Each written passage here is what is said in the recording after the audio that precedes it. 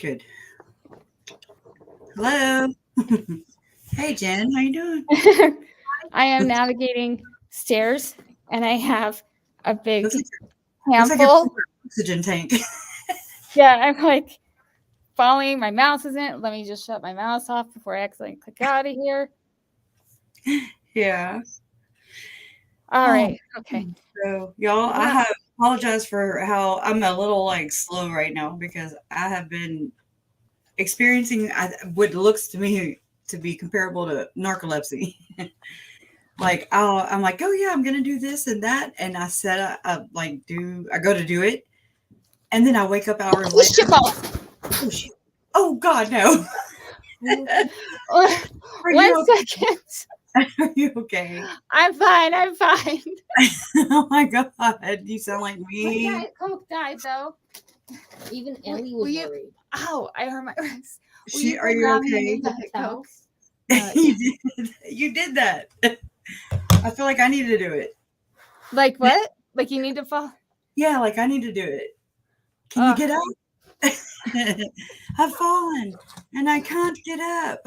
Oh, the only thing that hurts is my wrist because I was like trying to catch. But I would rather break my wrist than my laptop. Oh my god, that's bad. Well, I don't. Which would be more expensive to fix? It depends.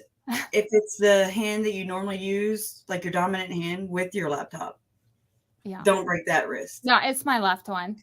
There you go. It's useless. If you're right-handed, then we're good. Yeah, you can tell it. Like I've taken econ classes because I'm like, which one would be more expensive? It's like, well, no, I really would go.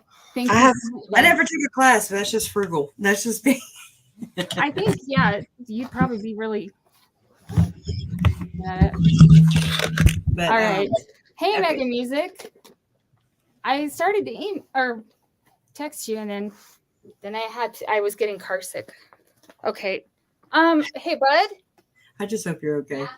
Would you carry the mouse and the Diet Coke down? Because I don't know how to get up with everything.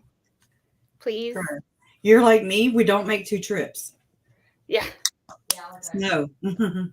I'm trying to teach myself that it's okay to make more than 1 trip. Yeah. Okay, just whoa. Why Megan is the floor slippery? Oh. Megan said, "No worries." I don't recall. Says, "Do you have insurance?" I do have insurance, but I don't have an out-of-pocket max. And so, I mean, want me to come over? Because I'm telling you, I'm a walking accident. That's all I do. I haven't done that in a while, but I'm actually impressed. I caught myself. I was like, oh. At least I didn't break anything. Yeah. Oh, gotta hide your face. I can see it. There's a back. Yeah. No, sorry. You don't want to dox your kid. Okay, I love you too. Don't fall anymore, please. I love you too. I won't. No falling. Cute. He's cute. Yes. He's and Eric said, now that's how you make it. Right? Jen. I said Jim. When we were getting married, I tripped over my dress. Oh, right. Thank you for shortening your name. It is a hell of a thing for like us mobile phone users. Like whenever I'm talking in chat, I'm on my phone. And for every person you are adding, you're tagging or whatever, you have to type it in. And so I'm like, wait, how did they spell? Oh, that's 1 R. Okay, no. Oh no, it's not. I didn't know I that. think it won't even tag someone like if you like spell it wrong or if you don't capitalize it. Right. Like I don't think it'll. No, then I know I screw everybody up with the ethical research. Yeah, I'm always like. I didn't know that. Okay, well, yeah, that's some need to know things. Yeah. And that way I can make it as simple as possible. But I kind of wanted to get the point across. When I actually named a playlist that on YouTube. Yeah. And I was trying to figure out, I had met Eric and everything. I had met Eric. I'm sorry. I'm kind of nasally. And I was like, oh my gosh, I need to name my channel something, not my name. It was Crusher K. Easton. And so I had to transition it, but then I was like, if I do, then people are not going to know who I am. Yeah. It's not going to be familiar. But I was like, it's better to do it now than to grow more and then cause confusion later. So I just did it. He was like, well, I like the name of your playlist. And I was like, difficult research. Yeah. Ha ha ha. And anyways, I was like, oh, duh. That's perfect. Yeah, it is the perfect name. It's like the best Right. channel I've ever I mean, it goes with what we're dealing with, Like I'm like hanging out at a bar. What's up? Yeah. Anyway. Yeah. Don't go to Rexburg right now. It's freezing. I love Rexburg. It was like 17 degrees when I went, and it's not the same as here. Over here, down here, it's a wet cold. It's because of all the humidity and everything, and so things don't exactly stick. Right. If it does snow, it doesn't stick, and if it stays, it doesn't stay long. So we're like all excited if we wake up the next morning and it's still there. Really? Yeah. I didn't even know it could snow down there. Yeah. Yep. We get it all. Huh. Well, you definitely get hurricanes. Well, the good thing about, I was trying to tell Eric this, the good thing about hurricanes is you have, when they enter the Gulf, you're aware. And then, they're just not like a tornado where you have little to zero warning. And the hurricane does produce the tornadoes and things like that. But also, when you're on the right side of the eye of the hurricane, it's the worst side. The east side is the worst side. Oh. Mm-hmm. It's it's kind of crazy. But the eye passed through Lake Charles with Laura. And because it shifted a little to the right, thank God, like we wouldn't be here. Like I would, because we left. But people who stayed behind or whatever, like my best friend, when I found that out, I wanted to choke her. Like, no, bitch, I'm gonna take you out. The hurricane don't get to do that. But you never think about, we've never experienced like the surge. We've never had that. And so they were predicting like a 20-foot surge. And so you don't think of that. But then you're like, oh crap. Okay, yeah, that would have definitely matched with the wind and everything else. So luckily it shifted. I am possibly gonna be doing my big projects, like my last big project on like disparities in disaster planning and response. So cool. First I have to see if there are. So, do we respond to low income areas appropriately compared to higher income areas? Girl, we have not. FEMA has left us. They've left the building. They never came here. Yeah, there are so many homeless people here now, living in tents. Since Laura? Wow. Yes, I don't know what it was. The only thing I can think of is coronavirus distraction. And then the mayor here, he's like, hey guys, don't forget about me. Don't forget about me. Yeah. And they're like, we don't hear them. Well, they have defunded quite a bit in the last few years. So it could be a situation where their funds are not there. I did find out that they are wanting to save $10 billion a year. I think 10 billion or 10, I don't know. Don't quote me. 10 billion or 10 million. I think 10 billion. I don't know. Let me stop doing this. Y'all see this battle? Money that we will never see in our lifetime. A boatload of money. Yeah. By taking away the death penalty. Yeah, it does save money. And well, maybe they should lower the costs. Well, it's just because they're on death row for so long, and the appeals, the mandatory appeals. I personally think that they should just leave it to victims' families. I think that's a good idea, really. I think families should get to make that decision. They didn't get to make the decision that their loved one was murdered, so they should get to make the decision. Yeah, I've watched a couple documentaries about death row. I mean, I want to educate myself. I don't want to be ignorant about things. When I heard that Idaho had the firing squad, I was like, perfect. You know, okay, just I would definitely make sure I don't miss. You know, don't pull an Alex. Make sure your gun's not gonna jam, and you're just gonna get, or you just be like, I know that's horrible. Oh, it's a no-win situation. Yeah, because whether they're locked up, they're dead, or whatever, it doesn't rectify anything. It doesn't, just okay, now I feel better. No, yeah, how it works. yeah. It's Sucks. I mean, Lori was my aunt. She was my aunt. I loved her. yeah. So she is a loss also because that person just is gone. Yeah. Gone. And duped you. And, totally a different person came in and almost murdered her too, in a way. In a way, yeah. So, yeah. I definitely believe in possession. Let's just say that. Because I mean, I see it when her eyes are always so blue. They were in a couple of those pictures, like the first mugshot. She's her lips are all pursed, or I think that's the word. And that says a lot right there. And her eyes are so dark, and I'm just like, that picture creeps me out. I'm like, yeah. It's like, don't look directly at it. Yeah. Anyways, wow. Yeah. So hey, everybody. Yes. Yeah, they do use the firing squad, but I don't know. Utah does too. I keep going off topic here, but it is topic still, no matter what. Yeah. In my world, this is what I talk about. And so they're talking about lethal injection, how it's not very humane. Right.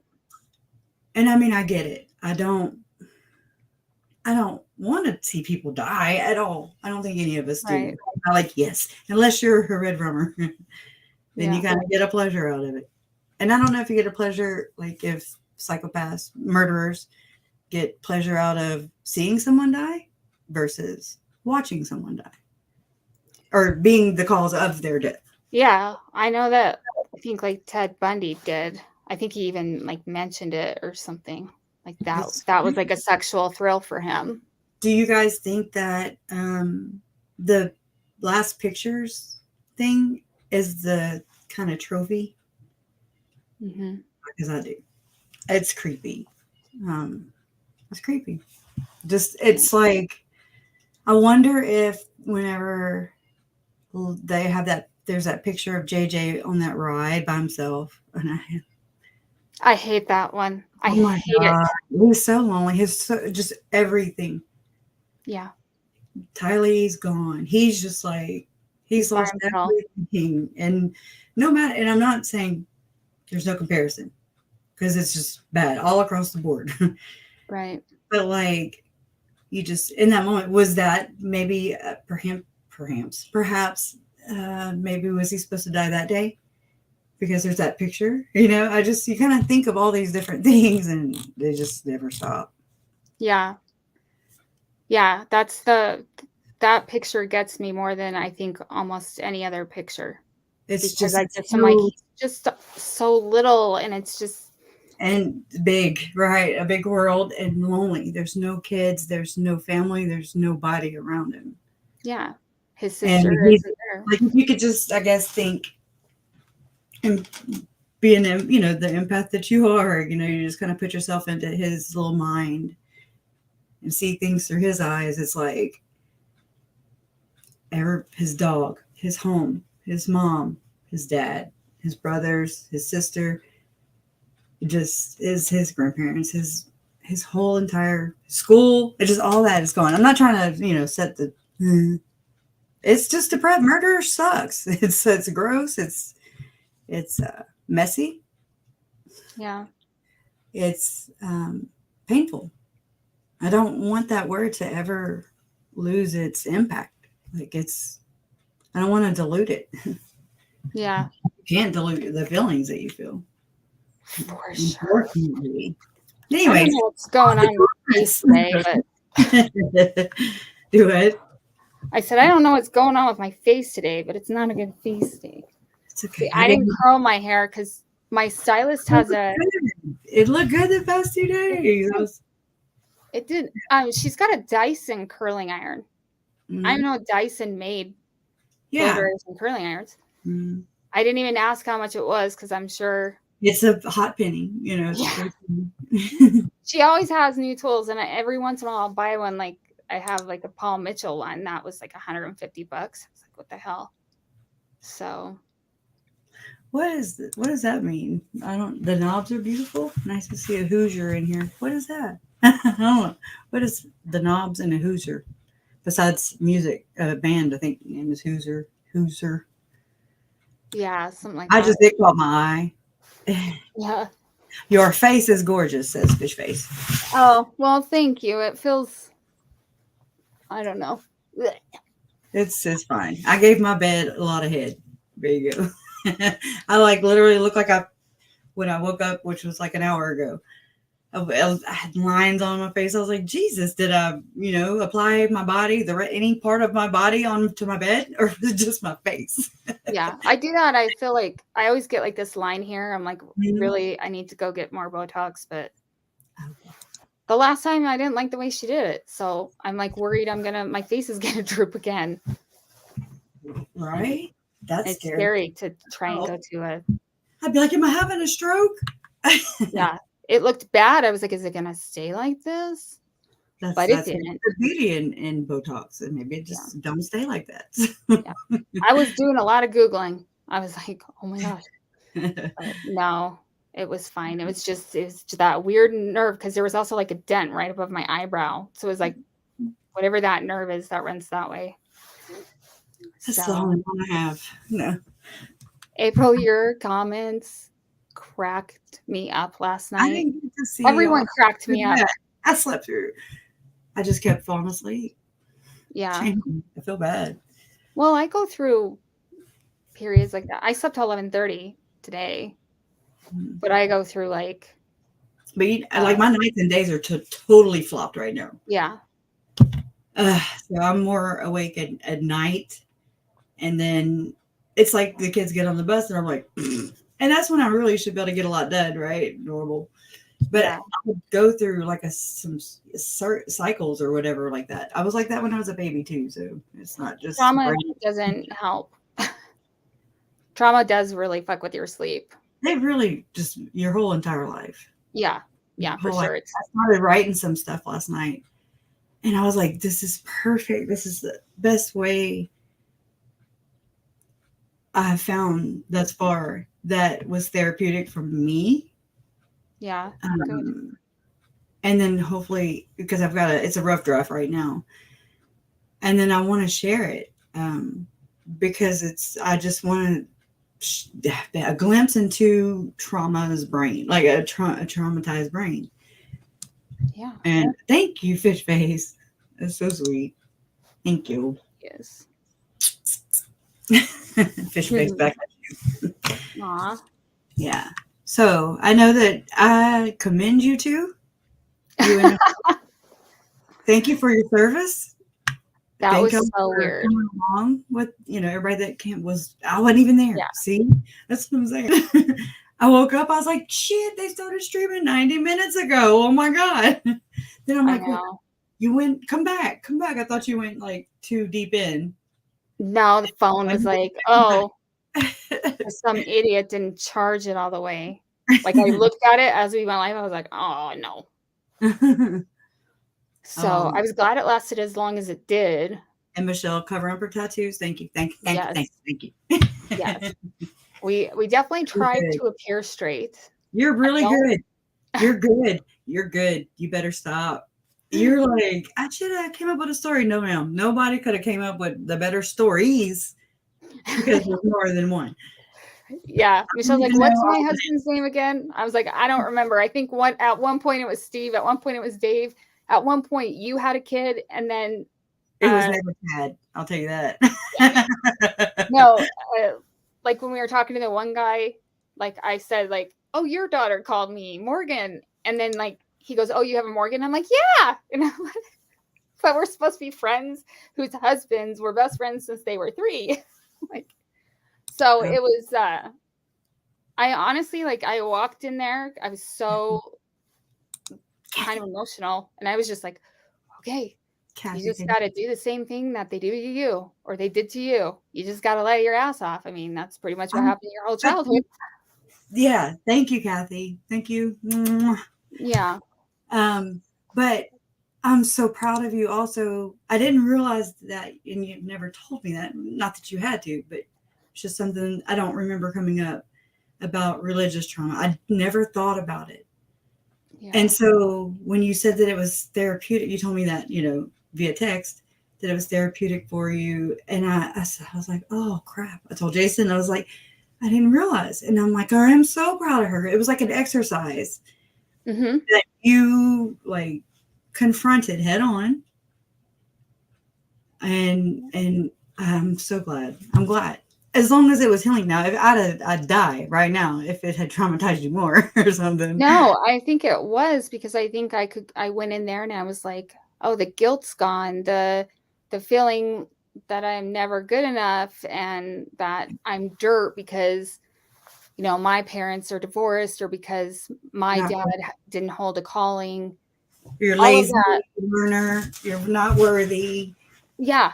All of that didn't come back, but all of that I was like, oh my gosh, like I can walk in and I can talk to these people and not feel like I'm less than anymore. And there's other trauma that I was worried like you're not better than either. That's just it. You don't think you're better than. No. You just don't, you're not less. Yeah. I feel you're sorry. Worth. You know your worth. Yeah. I hope you do. I'm learning. Oh, thank you, Lynette. I don't know how to say that, but what? Cojones. Okay. Also, I didn't want to mess it up. Thank you so much. That's awesome. Y'all are awesome. Yeah. I didn't know. I'm learning this as we go through this, that there's religious trauma. And I can see that now. It just never was an issue for me. Right. Personally. But it does exist. It's real. It should be acknowledged, validated. Yeah. It's here. Well, usually what happens is not everyone is like that. Like you can't judge the church just based on one person. And it's like, well, it wasn't one person, it was a lot of people. You're just like everybody else in that sense. And you are entitled to your own opinion. Yeah. Your own perspective. Yeah. Just pray that it, and I'm sure you pray that you haven't had it as bad as some others. Oh, I know I haven't had it as bad. Pray that, nobody experiences any kind of trauma. It sucks. So yeah. I mean, a lot of times I'm like, what am I complaining about? Like, why am my problems just don't seem that big compared to other people? Thank you for clarification. Yeah. It's perfect. I agree.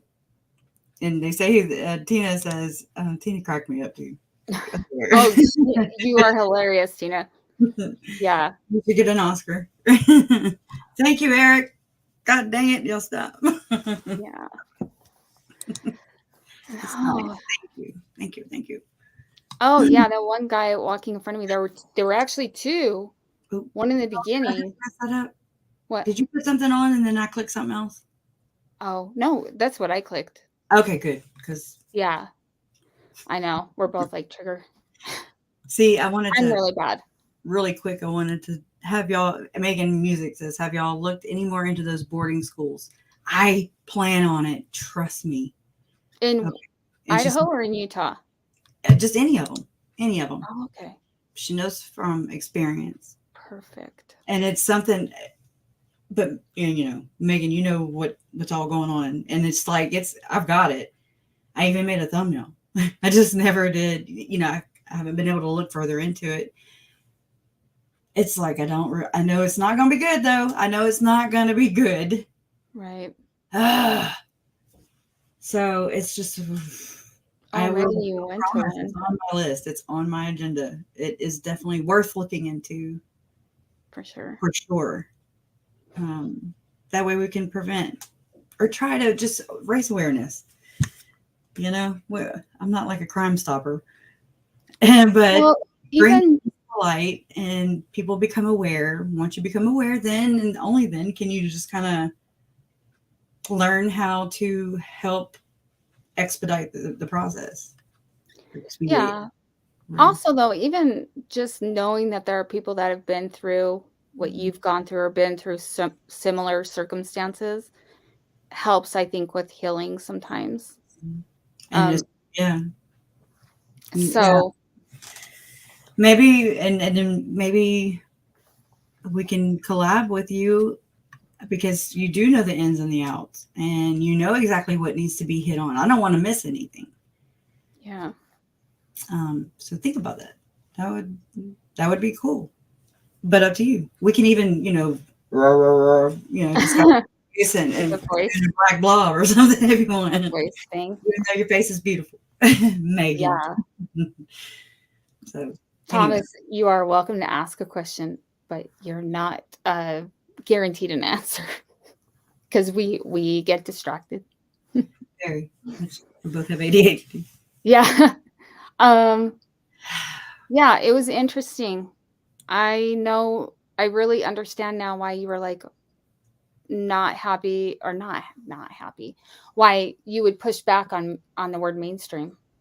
Yeah. I really understand that now. Cool to see you say, whoa. Yeah. Wait, just define mainstream, because mainstream to you and to society, I've come to learn that is not mainstream for me. Like, learn how you define mainstream, and that'll help you a little better. Because I'm just trying to figure out where things go wrong, where things stray, not wrong, where things stray from the norm. Society buys it as a norm. Mm-hmm.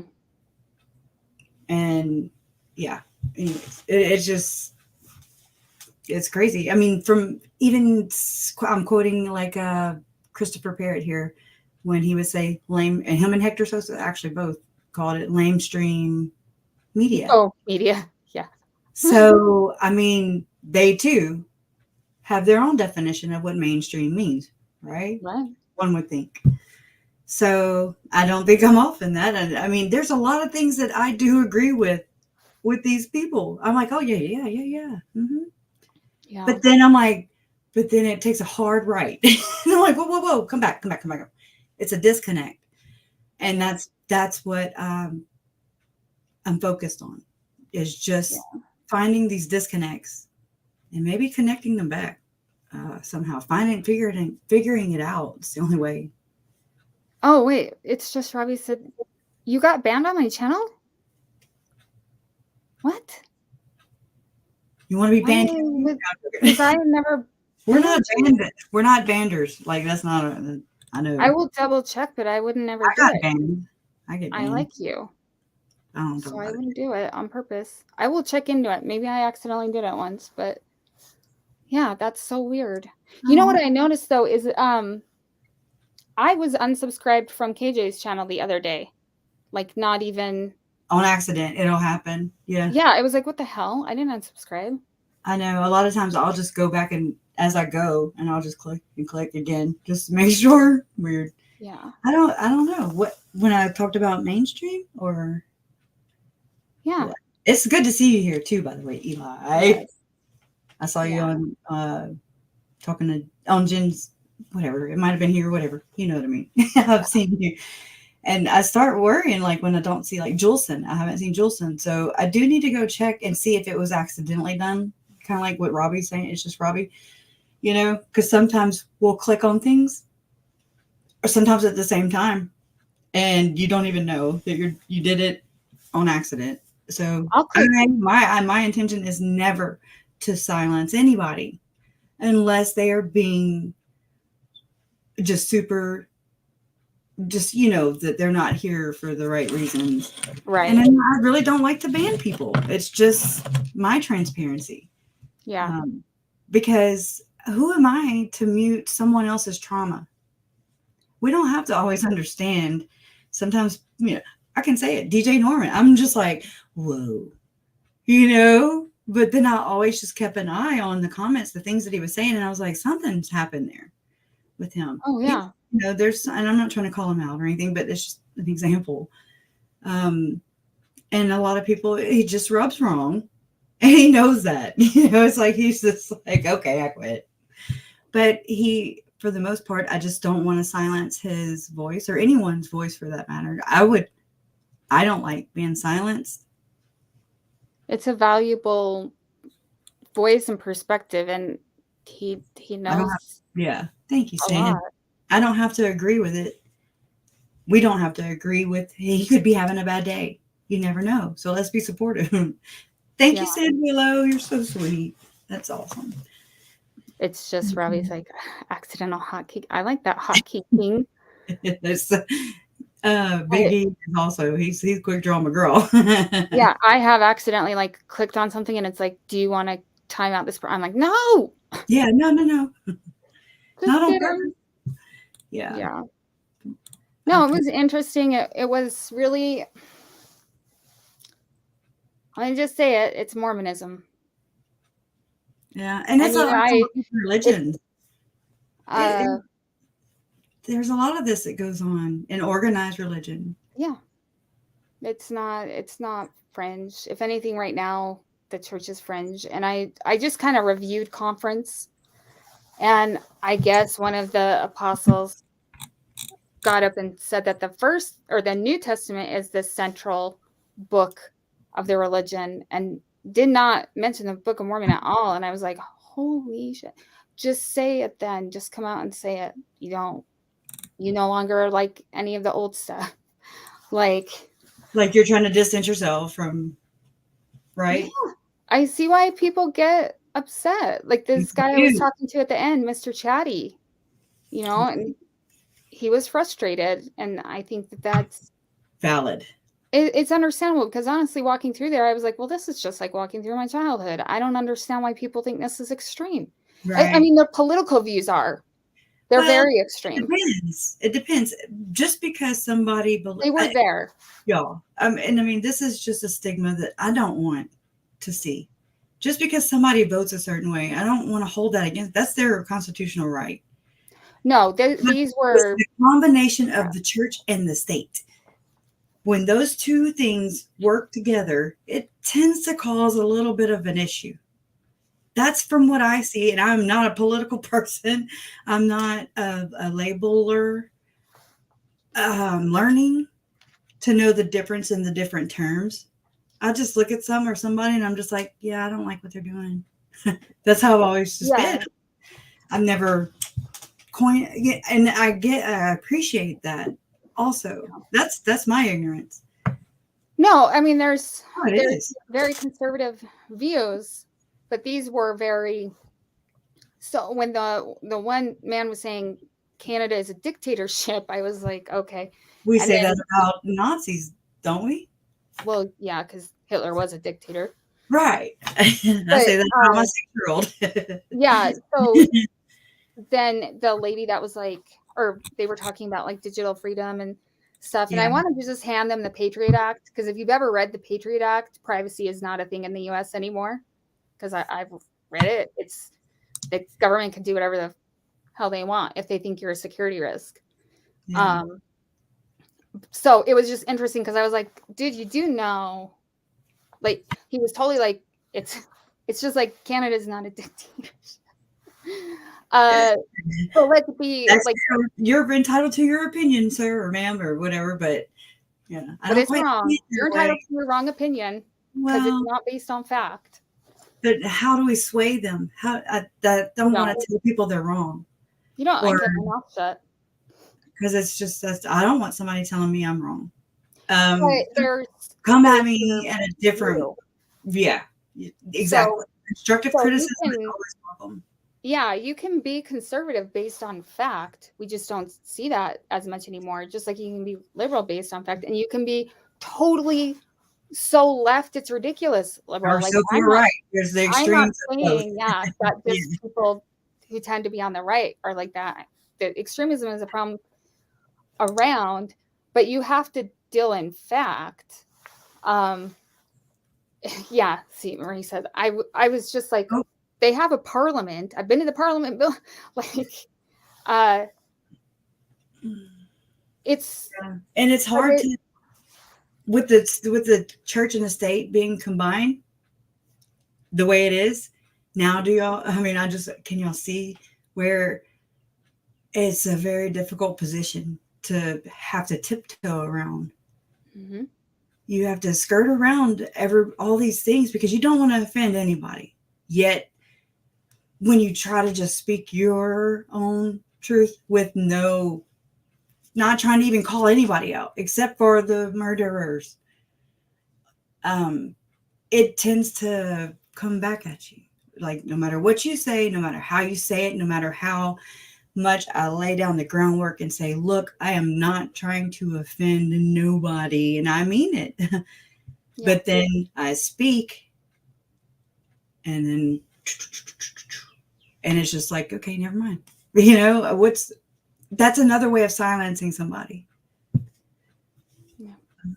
It's weird. It's hard. It's tough. It really is. Ugh. Yeah. Anyways, it's just that's church and that's in the constitutional. I mean, the First Amendment is freedom of religion. You know, we cannot push any laws or pass any laws to control church religion. We can't regulate all the 501c3s and the not for profit. Is a lot of profit. It really Well, I mean, it says Congress shall make no law, and so that's where we get to the Supreme Court. How do I say that the way they were praying is a limit in them? How do I prove, besides, hey, it's all in this discovery here? How do I prove what they're doing is just as bad in plotting and planning the murders? I can't. It's like it's just a purple conundrum. Yeah. I think, well, technically, when the second coming happens, the earth it turns back into a complete theocracy run by Mormons. That's according to old teachings and doctrines. So I think that's somewhat part of the reason why it was so political. There was so much political content, because that's really, like, when you listen to the Fireside that you have on your channel, like, that's what they're saying. They want a total theocracy, and they want it to be run by the Mormon Church. Yeah, that's Pamela Mitten. Am I saying that right? Mitney? Pamela Romney Openshaw? Romney. Oh, why say Mitney? Mitt Romney. Lady with like short curly hair. Like, yeah, she's there, and she's the go-to guru for the Constitution. But she's there at the Fireside chat. She's on all the flyers. So church and state. I mean, as far as this clique, I don't know how far out that goes because this is what I've had to focus on. But it just seems to be that way in their thinking. Yeah. Jenny. Yeah. I don't know. Well, I believe Brigham Young talked about the power of medicinal plants, and that's where, like, the whole naturopathy came in. And so yeah, I'm okay with the homeopathic stuff. I mean, come on, that's works. We had modern medicine. I mean, you know, we were not always this advanced. We weren't. Well, we have a lot of lobbyists right now that, like, for instance, in the US, they recommend scans a lot earlier in other countries because money is made on. Those machines are expensive and they got to put them to use. Okay. So like other countries, and it's evidence-based, you don't need to be scanned as early unless you have certain risk factors. What for? So like if you're like, now they say mammograms are at 40, right? In the US. Yeah. And now I'm supposed to have one every year. Yeah. And if you don't have risk factors for breast cancer, and really Yeah. then you really Like don't. 11% risk. Yeah. Because I did have a scan, you know. It's crazy. It's a money maker. Yeah, It is. it is. The medical device industry is more powerful than the pharmaceutical industry. Yeah. And the hospitals. I don't know about that, but again, I don't want to go off tangent, you know, because yeah, I don't want to piss so many. It's like, which group do we piss off today? Well, I don't mind pissing off a prescription drug around. I just, it sucks. It sucks. Yeah. It sucks. Anyway, so I didn't get to watch conference, but I did watch a bunch of like little clips and stuff, and you know I'm horrible with the terminology. I'm getting better. I don't know how to speak it. I can kind of explain, but I can't explain it all. The way I have the whole talk of Nelson. Sorry, I have the whole thing. And what did I do with it? Drop it on the stairs. Oh, I think I dropped it down here. Oh, yeah, I did. the bend and snap. Yeah. So I didn't see any clips. I just read Wheat and Terrors. I love Wheat and Terrors, y'all. It's a good place to go, in my opinion. I think so. I didn't know what. So I just go and ran. I've listened to Mormons that are active. I've listened to ex-Mormon. I didn't know these terms even existed. So just know that. I've just been like, well, okay. I'm just trying to find out the basics, you know, this is my process. And that's the way I've learned. And so some people have been John Dehlin. Some people have, and I didn't know where he stood. You know, I'm like, what are you, you know, whose side are you know, or what team are you on? And not a team or a side. It's not like that. That's a horrible choice of words. Again, you got to be so careful. Yeah. I just wanted to know that I'm learning from all these sources, and then they don't tell me what to think. I'm like, okay, he said that, so that's what it is. Not that I'm not that person. Yeah. Like I just kind of take it in, I marinate, and then I'm just like, okay, I feel this way or that way, you know. Wheat and Tears it's a forum that I'm not really good at. They're active. It's active and non-active. I think, are they all actives? The bloggers. I think the bloggers that run it, but they just seem fair. They are very fair, I think. Like they don't take offense. They actually do. They're the only place where I can remember going to, and it's right here. I actually have something right here. I'm just gonna say, and it's called When Mormons Go Bad, and it was of Chad and Lori, and this was a hot minute back, but it was like back in June 14, 2020. I wrote it down by author Bishop Beale. And they talk about Robert Leroy Parker being born in Beaver, Utah. His parents came from England with other saints. While there's no official record that Robert was ever baptized, both his parents were members of the church, so in all likelihood, he was baptized. He later changed his name to Butch Cassidy and took up work not usually associated with being a good Mormon. And so past that's just, I didn't write it. I'm just talking. I'm repeating. And it says past bad Mormons include Ted Bundy, which is a prolific serial killer, Mark Hoffman, accomplished forger and murderer, Mark Hackey, a wife killer, Brian David Mitchell, rapist and kidnapper, Warren Jeffs, prolific child molester. And they say to this infamous list, we can now add Chad and Lori Daybell. While no charges, this is back June 14, 2020. Keep that in mind. I can't, some people are like, why didn't you, anyways, while no charges at that time have been filed, with respect to actual killing of the 2 bodies found on their property. As the 2 missing kids, while the identity of Mormon, and they quoted, with several of the names above may be incidental, it is still jarring to think one of our own could do something so horrible. But there are bad people of all religions, and I couldn't agree more. Yeah. And I can't seem to find any study that shows the Mormon faith has any more or any less crazies than any other faith. I concur.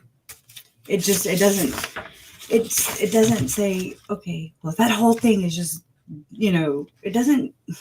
Has nothing to do with It's so ignorant to say or to think. We have a few bad apples. Y'all ever heard that? Growing up as a damn kid, I remember that, just because there's a few bad apples, that doesn't mean the whole thing's tainted or, bad. Right. Well, and it says Mormons have such a good reputation in popular society of being hardworking, law-abiding citizens that when one does go bad, the news will almost always add that they were a Sunday school teacher in the Mormon church or some such reference. When was the last time you saw that with a Baptist, Lutheran, or Catholic? Now, I don't agree with this. Timothy McVeigh. I don't agree with how they worded it because I understand that that's what maybe they're trying to make a point. But I don't feel like, but because they teach Jesus, okay, it just happened to be of the Mormon faith. I don't. So yeah, because of their profession, that's what would draw attention to it, not the fact that it's Mormon or he was Mormon, whatever. Right. That's what I'm saying. Like, yeah, from never being a Mormon or nothing for, nothing against. I'm just here trying to understand it all.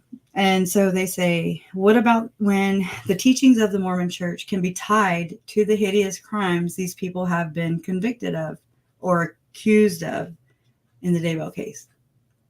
I doubt there is any link between Butch Cassidy's criminal life and his Mormon upbringing, unless we find a long lost diary of his where he waxes poetically about Orrin Porter Rockwell. The link between the crimes of Mitchell, Jeffs, and alleged Daybells is much more easy to make. While none of what they did is taught or condoned by any sect of the Mormon legacy, the roots of their craziness can be traced to the teachings of their original church. Do you know who they left out conveniently? Who? They left out the Laffertys. Well, they included them. That's for the reader. Oh, are they on the list? I didn't hear you. Yeah.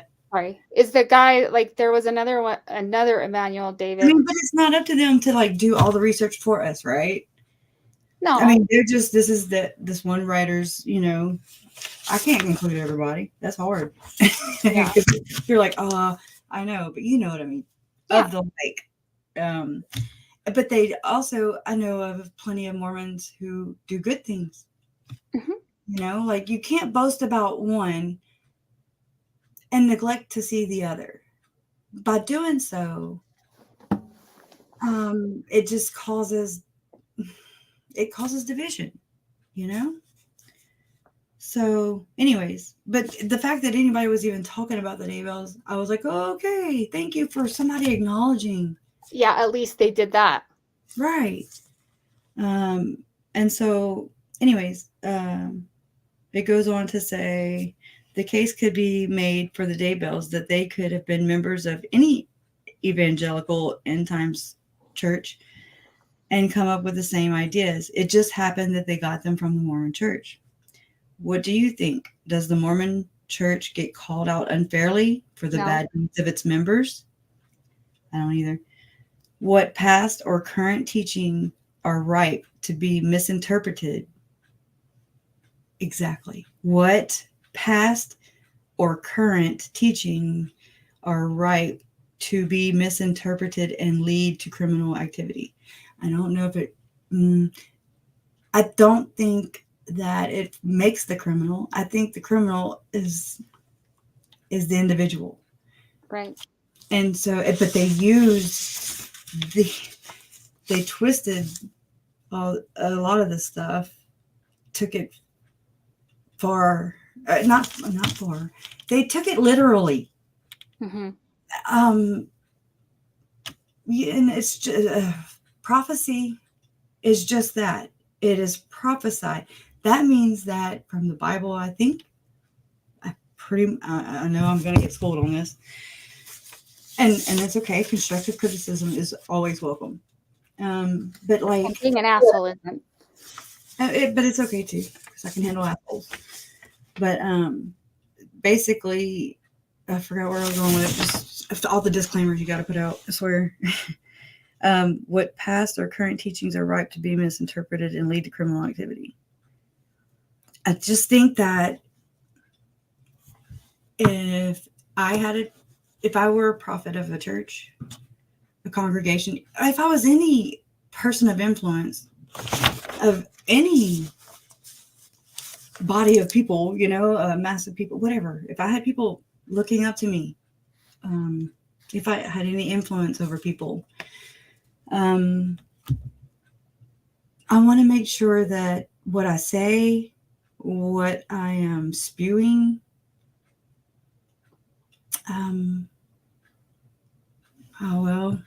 because I'm not a professional here. So what I say is do your own research, form your own opinion.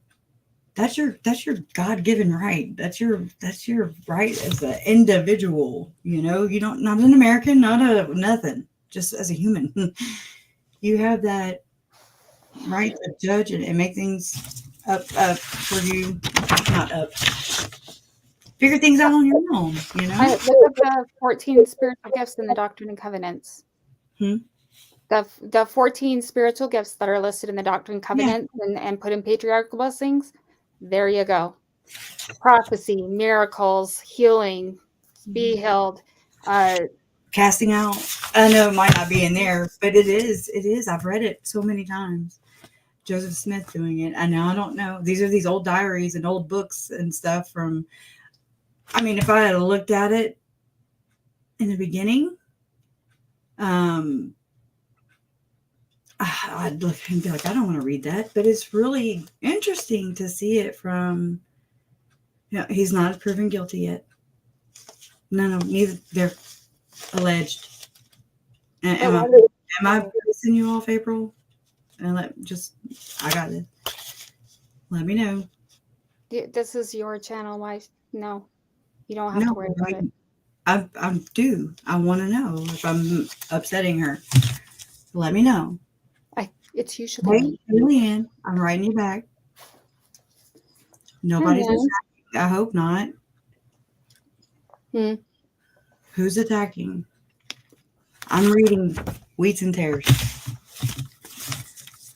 I do think they are fair for the most part. So if you want, but I will adjust and I will get better as I go. Yeah. Eli says the church has not called them out, but more importantly, they haven't acknowledged the deaths of their own church members in good standing, who are the victims of the horrible murders. Thank you.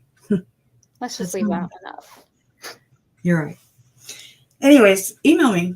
Leanne has my phone number, I think. If not, she got me on Messenger.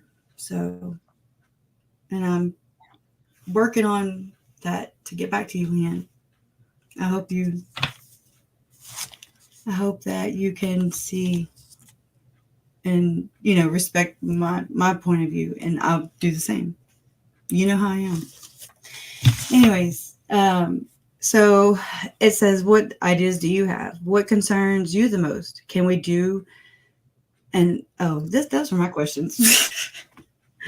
My bad. Yeah. These are questions that I do have.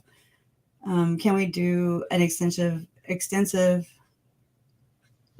live stream? That was some body cam footage. Okay. Where else, or what other platform can we go to meet, like a safe place for us to meet and talk about sensitive things, because it's just not the same for everybody. Some people can put themselves into some people can, my ears are getting red.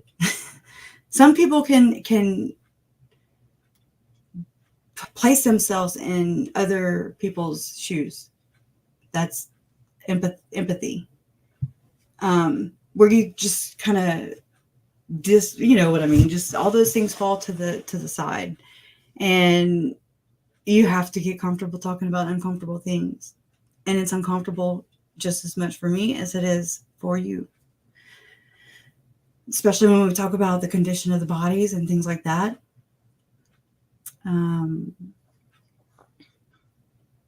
Anyways, I'm not going to pay attention to the chat. Yeah, I feel like we need to shut it down, actually. And I don't know what's going on, but it's... Thank y'all for silencing. That's awesome. You know? You also have a Gmail address. Use it. Start your own channel. Speak your own voice, but please don't silence mine. Yeah. I hope April's not offended. I love April. I love everybody. I know what it's like also to say things in the chat and then somebody reads them and you're like, no, that's not how I meant them. So I understand things are very easily taken out of context.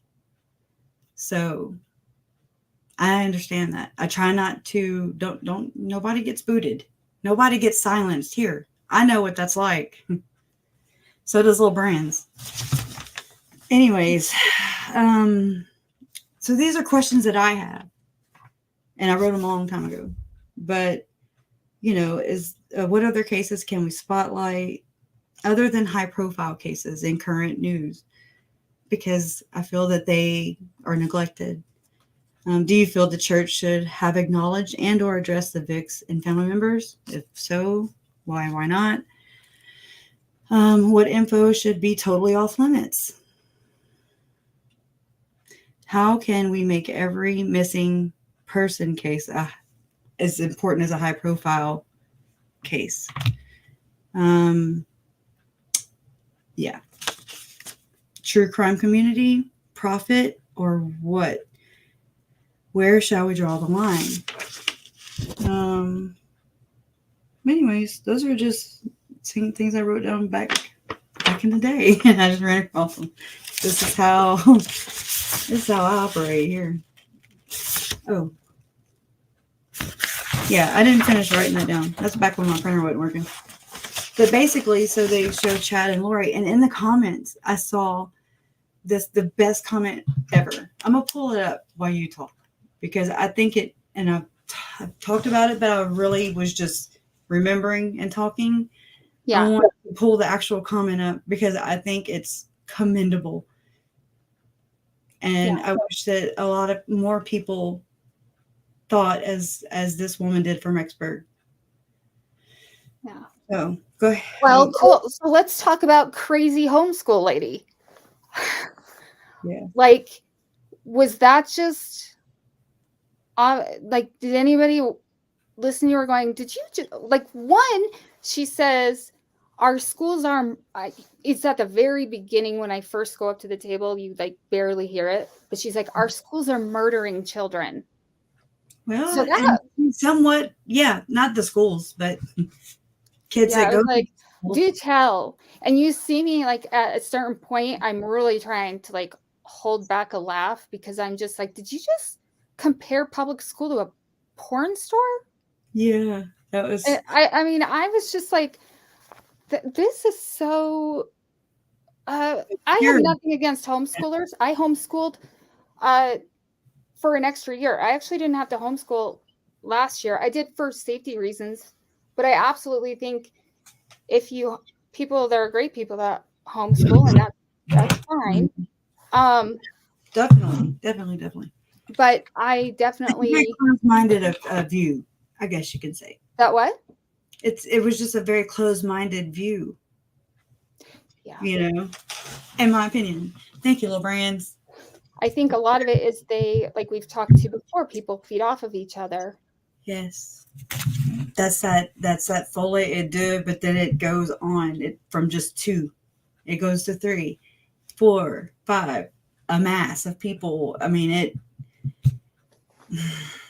when you have a society a subculture, even. It's not healthy to just have one influence. It's important to have a balanced perspective.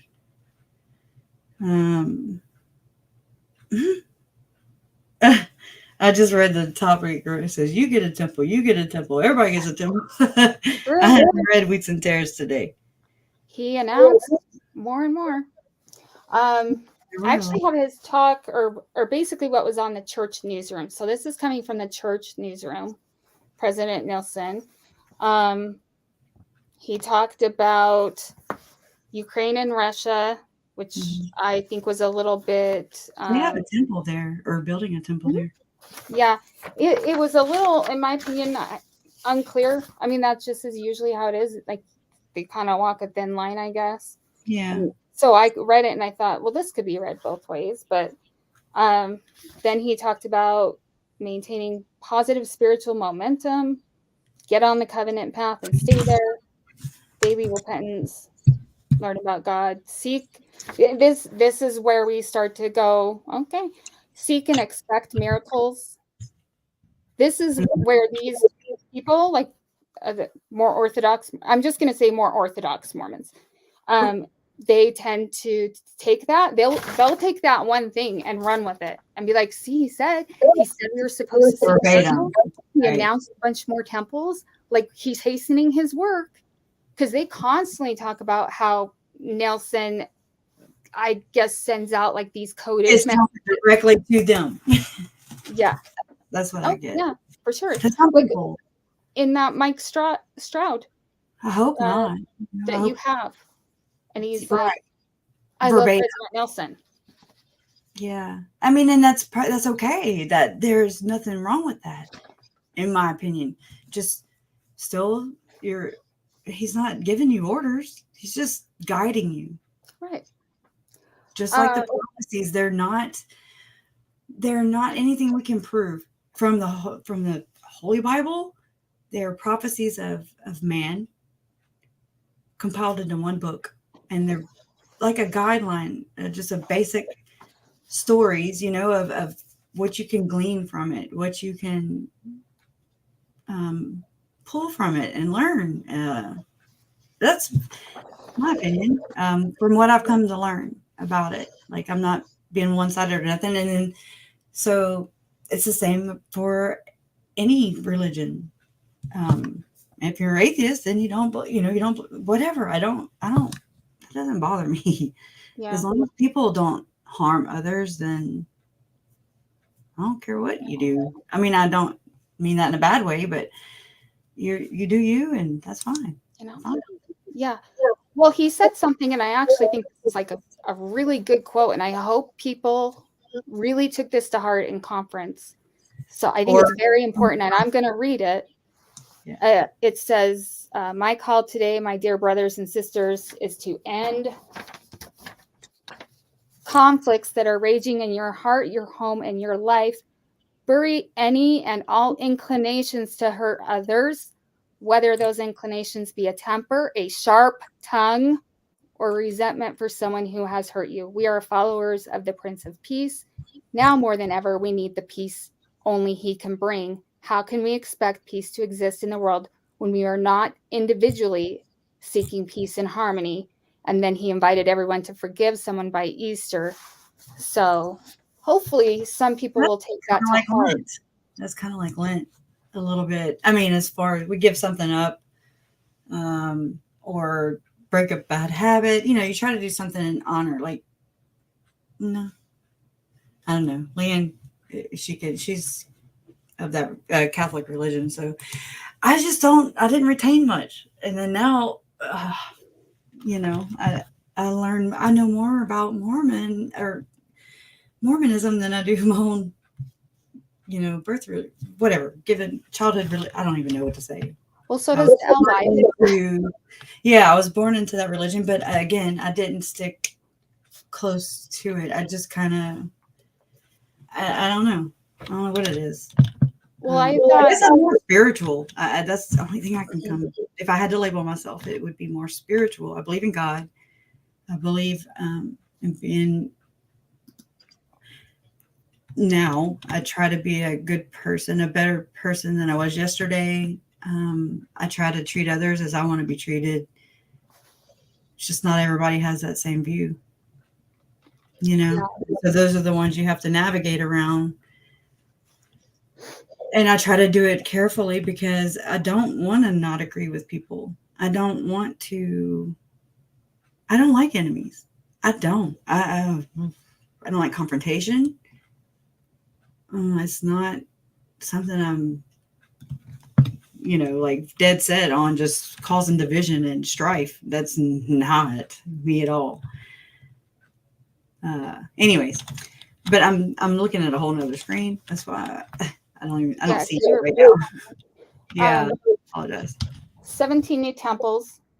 So I believe that's Nelson has announced 100 new temples since he became leader of the church in 2000. That's unprecedented. That's a lot. It really, it's a lot. And it's what these more Orthodox Mormon use. Yeah.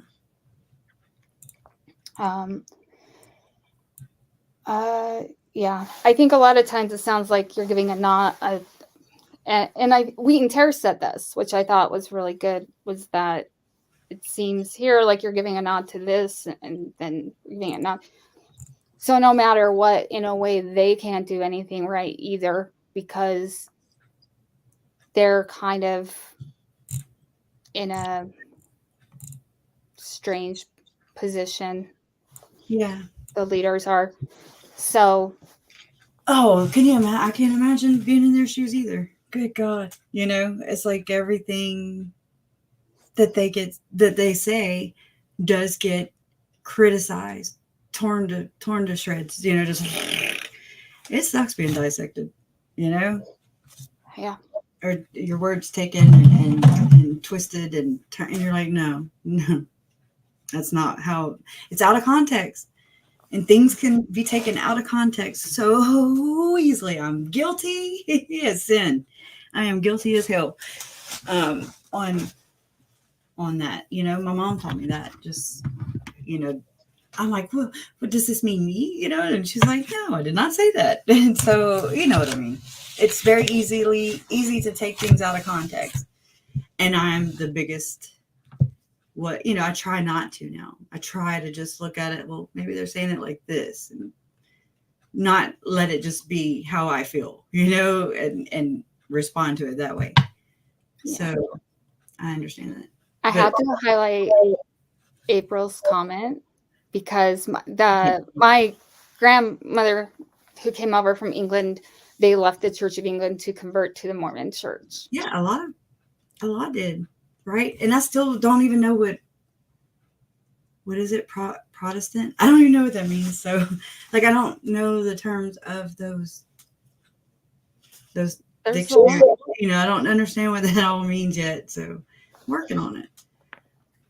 Well, you don't have to have a PhD in religious doctrine to have common sense. Comment. And we all have that right. I welcome your opinion. Everybody here. It's important because I want to stay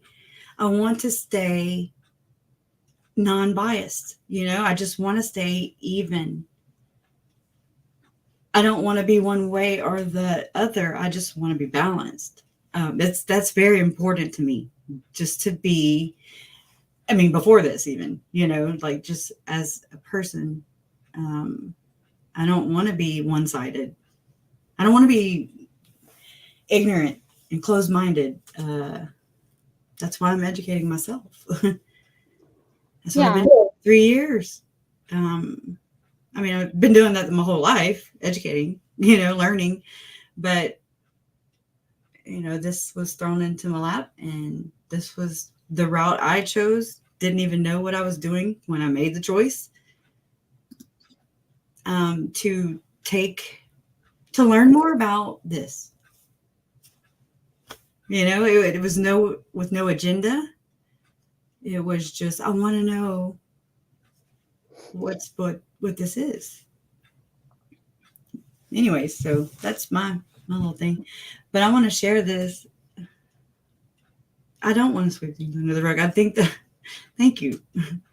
I'm taking it as a compliment because, and you may not have meant it that way, see? But it's important to not. I want to sweep shit under the rug too, right? If I don't look at it, it does not exist. Mm-hmm. And then I can just continue on. That is the epitome to me, is that of the Coxes. And I'm not being judgmental, but it seems like that's what they've done. They just keep, even Uncle Charles, she's not hurting anybody, things like that. Well, but if you sweep things under the rug, that just grows and grows and grows and grows, and it never gets confronted. Yeah. And if you never talk about it because you're scared of, or because I'm scared of hurting somebody's feelings or pissing somebody off. But then also there's that chance that we can come together, agree to disagree, and still shed light on the victims, on the matter. We can put our differences aside. That's what I'm saying. You don't have to love me. You don't have to be here. That's just it. You don't even have to be here. I appreciate you being here. I really do. We have to get comfortable talking about uncomfortable things if we want change. If not, then we're not just me. We're not doing any justice for the victims or any victim or future victim. Anyways, so I do have that thing pulled up. It does have to be out there in the open. That is. We didn't see red flag. I didn't. I'm saying I didn't. I don't speak for my parents. I don't speak for anybody else. I speak for me. That is the exact fucking reason why I started to talk about this case, only so that people would see that there are terrible actors in this. And it's not the religion's fault that they are taking it and twisting it and justifying evil with it. But it's people in the religion that can recognize it and stop it. Yeah. I mean, because that's our job as adults. Let's protect, especially at least our children, right? That's our job. And then, just being here in this community, in this community, because of Tylee and JJ, their story hit national media, and that's usually where a lot of people connected. So they lie at the heart of this. They're your children. They're your niece and your nephew. And they are your grandson and your granddaughter. They are your, just, Uncle. I share them with y'all. I do. And we're doing this for them. We're doing this for Tammy and Joe and Charles too. But they're innocent kids. They didn't do nothing. Nothing. They don't, I mean, if they would have, still be here, they wouldn't know that or care what all we care and what all we're doing. That's just stuff that adults do. We're supposed to do. And we're supposed to take that where they don't have to grow up so fast. Anyways, but so y'all please be kind in the comments, because I can't sit there and keep looking at it because it stresses me out. I just hope that y'all are really just the best. Just act like they're here, or act like Jesus is here. Click on like banners or something, and then you don't have to look at the chat. Sometimes that's what I do. Yeah. I have to like click on one of the others. Like I'll click on banners or brand. Yeah. It does help. It does, especially with ADHD. It's very helpful. So I do want to hold on just one sec. I want to share my screen so I can show y'all the comment, because I just was like, oh, I cried when I read this, and I want to try and I kind of hid her name a little bit because she is from the same town. Can you see my screen? It's loading. Okay. Can y'all see it now? Yeah. Okay. So this is just in the comments. And she says, as someone, I think she meant to wrote who, has followed this case because it is in my hometown, I find your take frustrating. Now she's, responding to other comments in here. I just want to point hers out. She says, you make no mention of how extreme the Daybell's beliefs went, and yet how those beliefs may have nothing to do with their crimes. 4 people are dead, allegedly, because of these 2. I don't care if Mormons are unfairly called out. I think we need to be called out more. Maybe don't focus on these 2 alleged murders, but focus on the 4 people who are dead as a result of knowing them. Why couldn't anyone stop these deaths? And I don't want to talk about her abuse, but anyway, so no one believed her. Basically, she was silenced, right? Rexburg is majority LDS, and that's fine. She's just speaking her truth. It's more Mormon than Salt Lake City, yet it only got a family crisis center 15 years ago. 2 of my friends were also SA'd by family members, but no one could believe that such upright members of the community could be capable of such things. Mormons didn't abuse family members.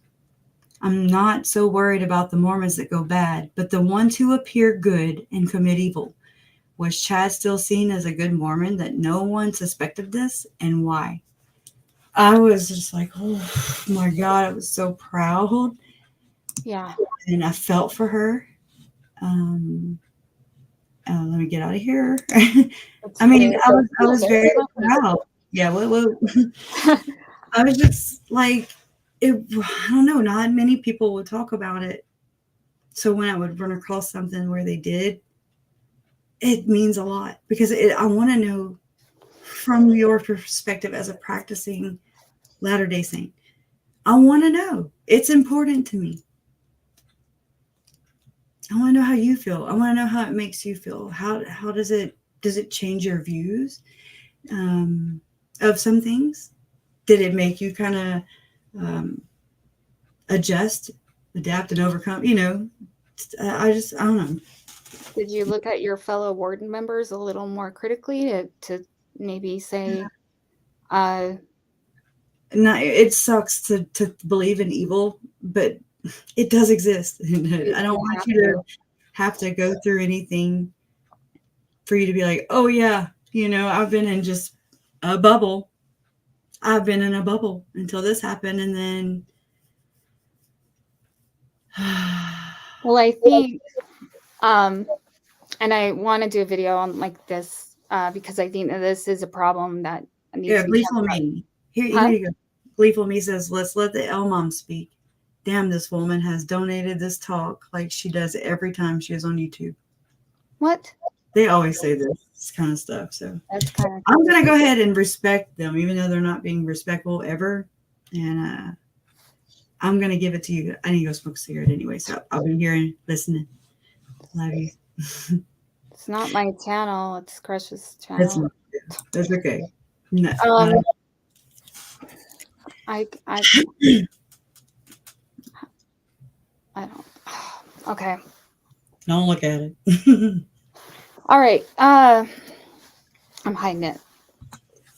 So I was gonna actually do a video on this because I think part of this issue that we see is the feeling that nobody in the church can be evil, or that we just tend to really trust church leaders way too much. And the best example of that is the fact that Utah has the highest rates of fraud in the nation because people trust the people in their ward. They don't think that the Relief Society president is going to sign them up for a pyramid scheme.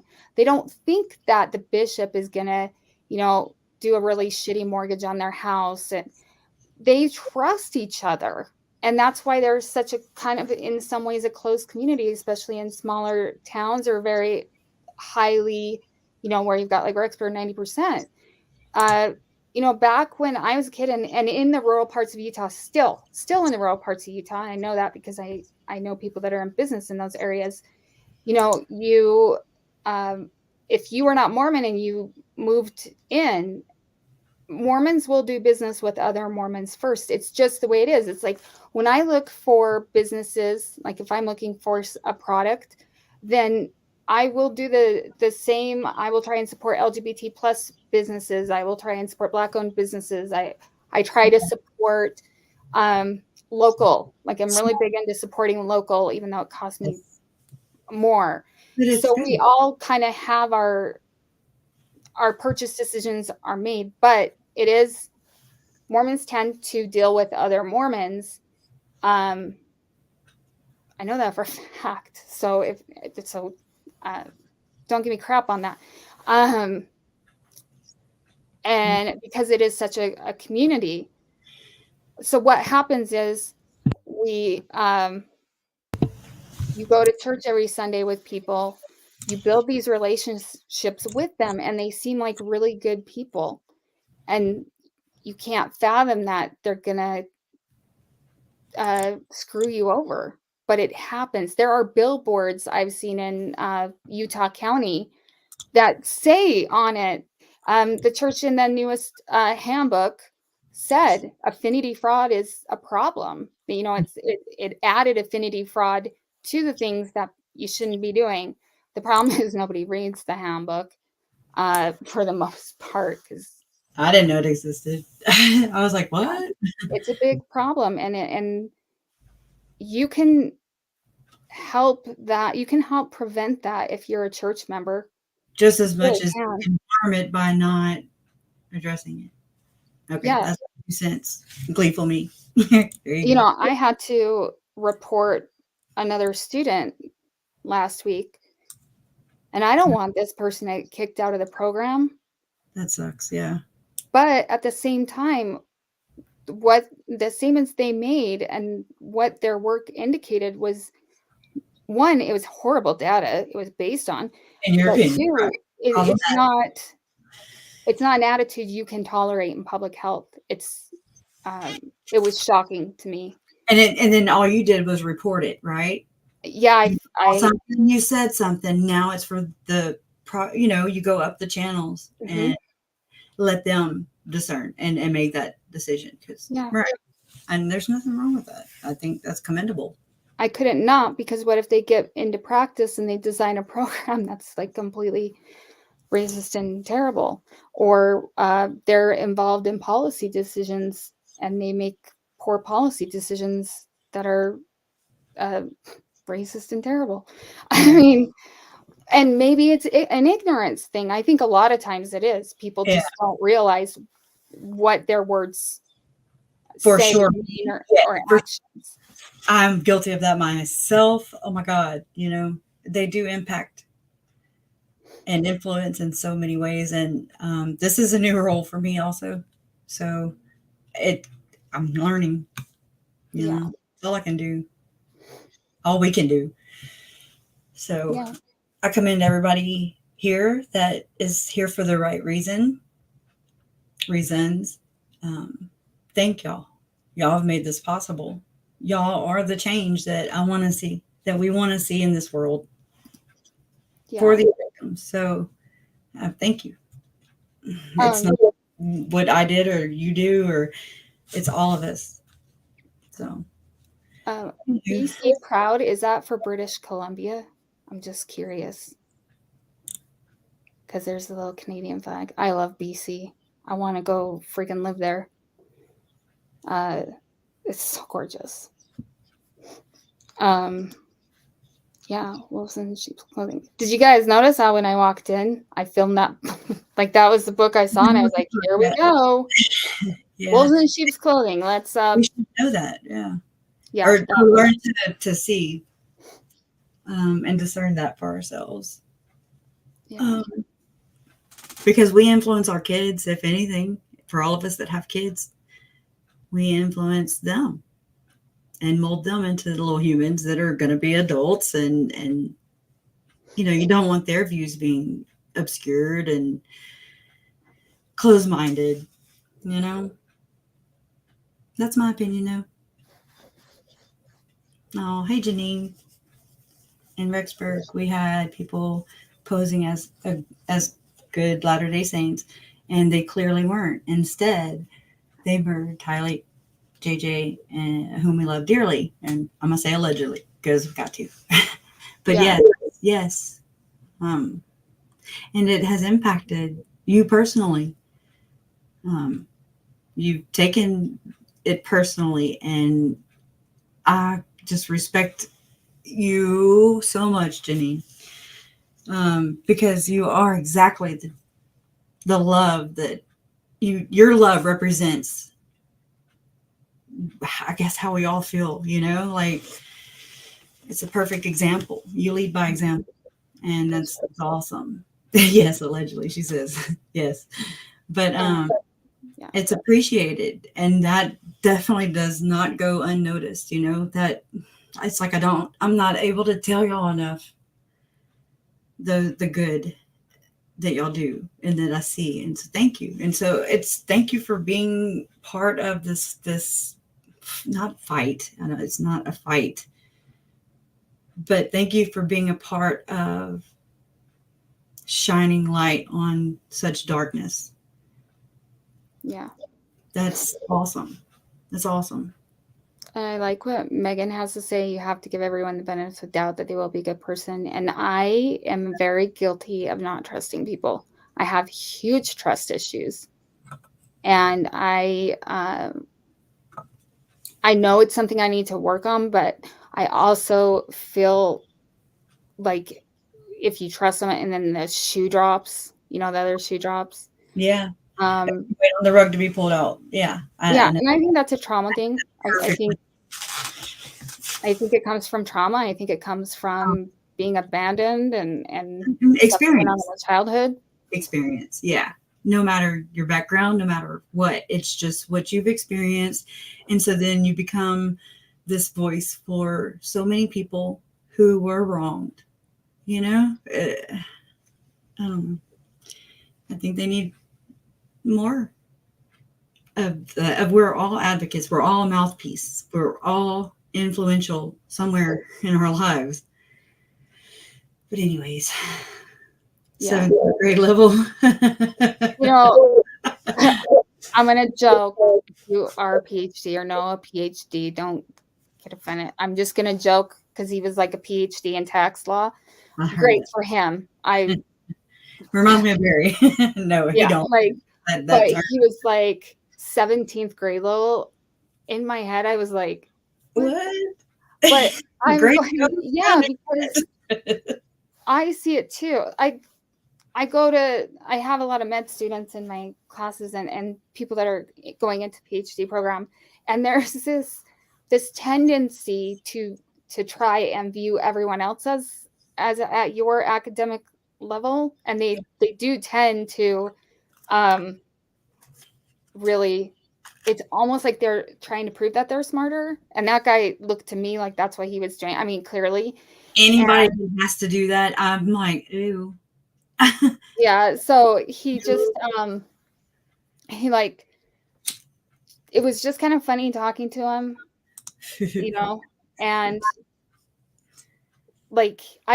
he said something about being censored, and I did want to listen to that. I do think that's important. It's just a matter of I wanted to know what exactly he was teaching and what he said wasn't correct, because that was interesting to me, because I was like, the school he was talking about that he taught for, I was like, I would find it really hard to believe. But yeah, I thought that that was funny. 17th grade. I was like, maybe just say college level.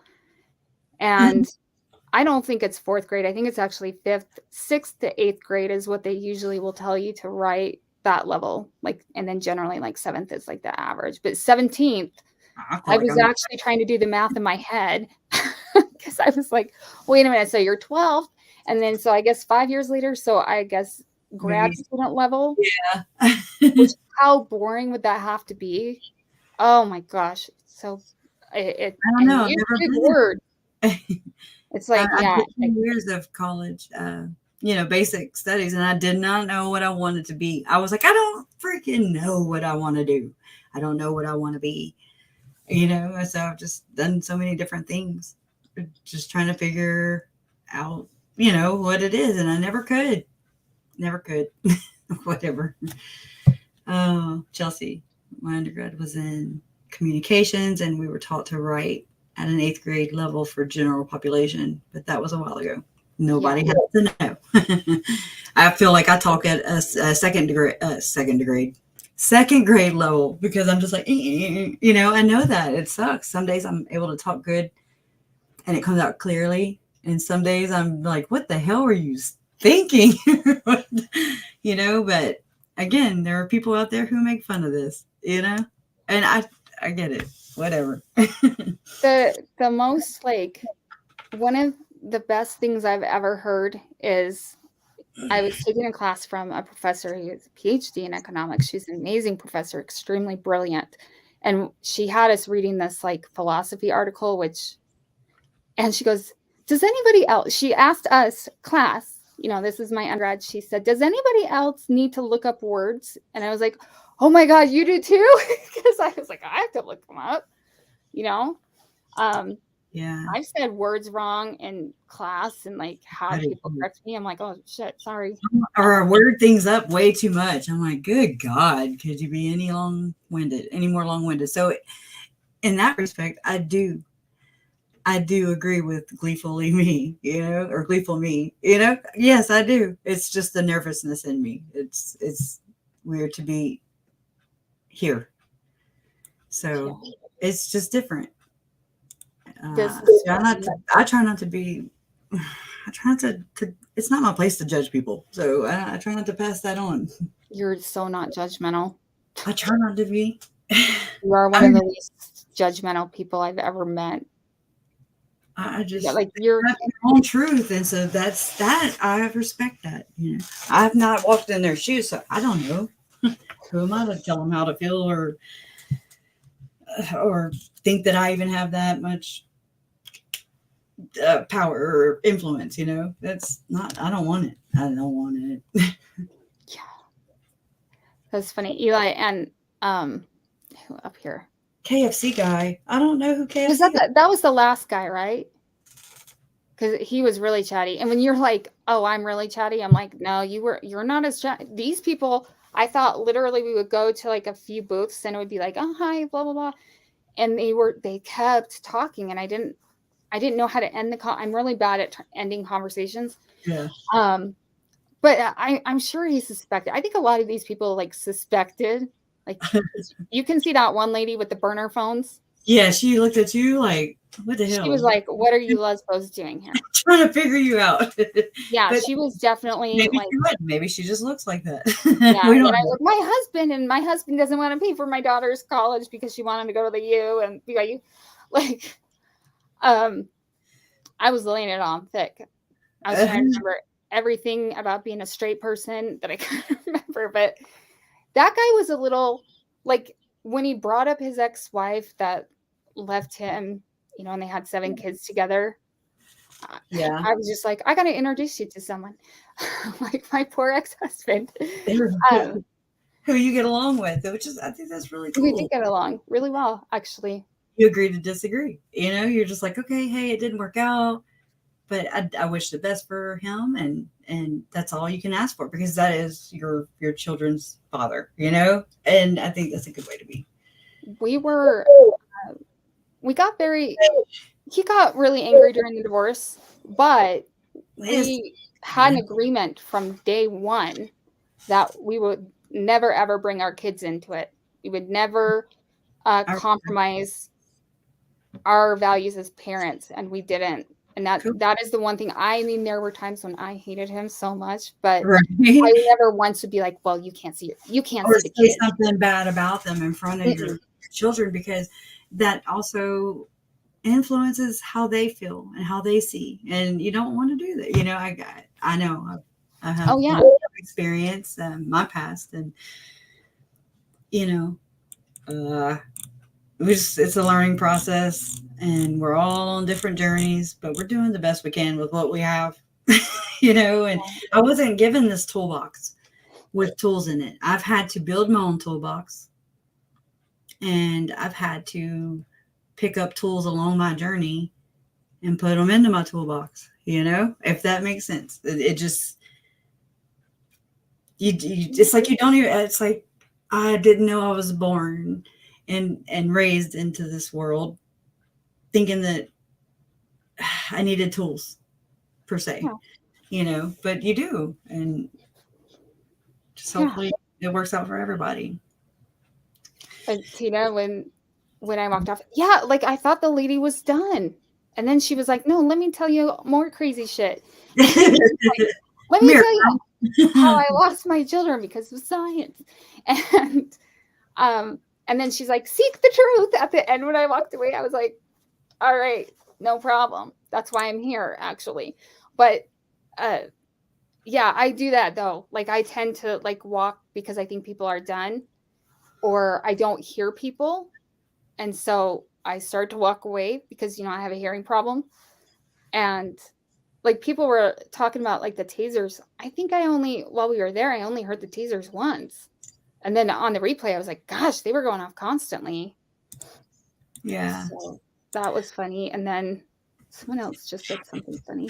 I know. Do y'all have any drumstick? He offered me cookies. And I was like, sorry, I have celiac. I like cookies. Yeah. And then, that was kind of funny because, that's an interesting question. So when you walked in there, what was your gut feeling? Calming your gut? Yeah. I was nervous as shit. Like it was more anxiety. But it was also like surprise because I walked in and I was,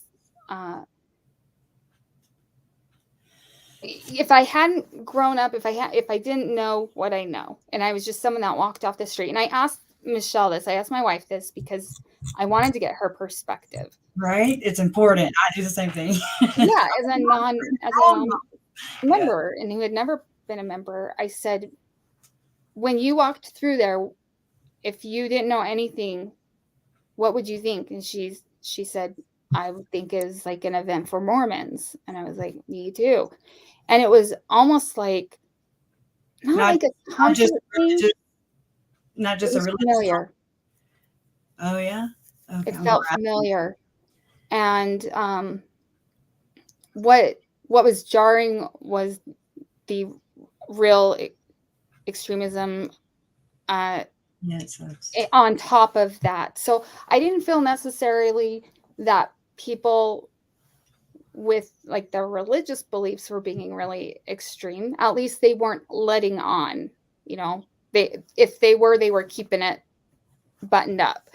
And that could have been, but I felt like other things like the homeschooling thing. And that's something that, I picture Michelle Duggar, like that lady. What was shocking was when she said hell. And I was like, what? Wait, you said hell? Oh, yeah. Yeah. Yeah. In fact, Amy was like, oh, so is she not Mormon? I'm like, oh, no, she's Mormon. But Kathy's leaving. We're almost done, but thank you so much, Kathy. Yeah, thank you. Sending prayers. Yeah. Your way. For sure.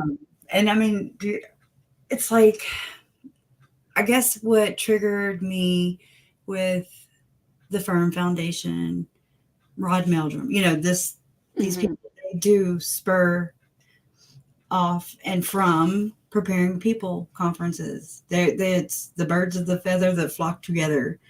I've always said that, that they share the same views, but they did part ways. And I only know this because I watched them like a hawk.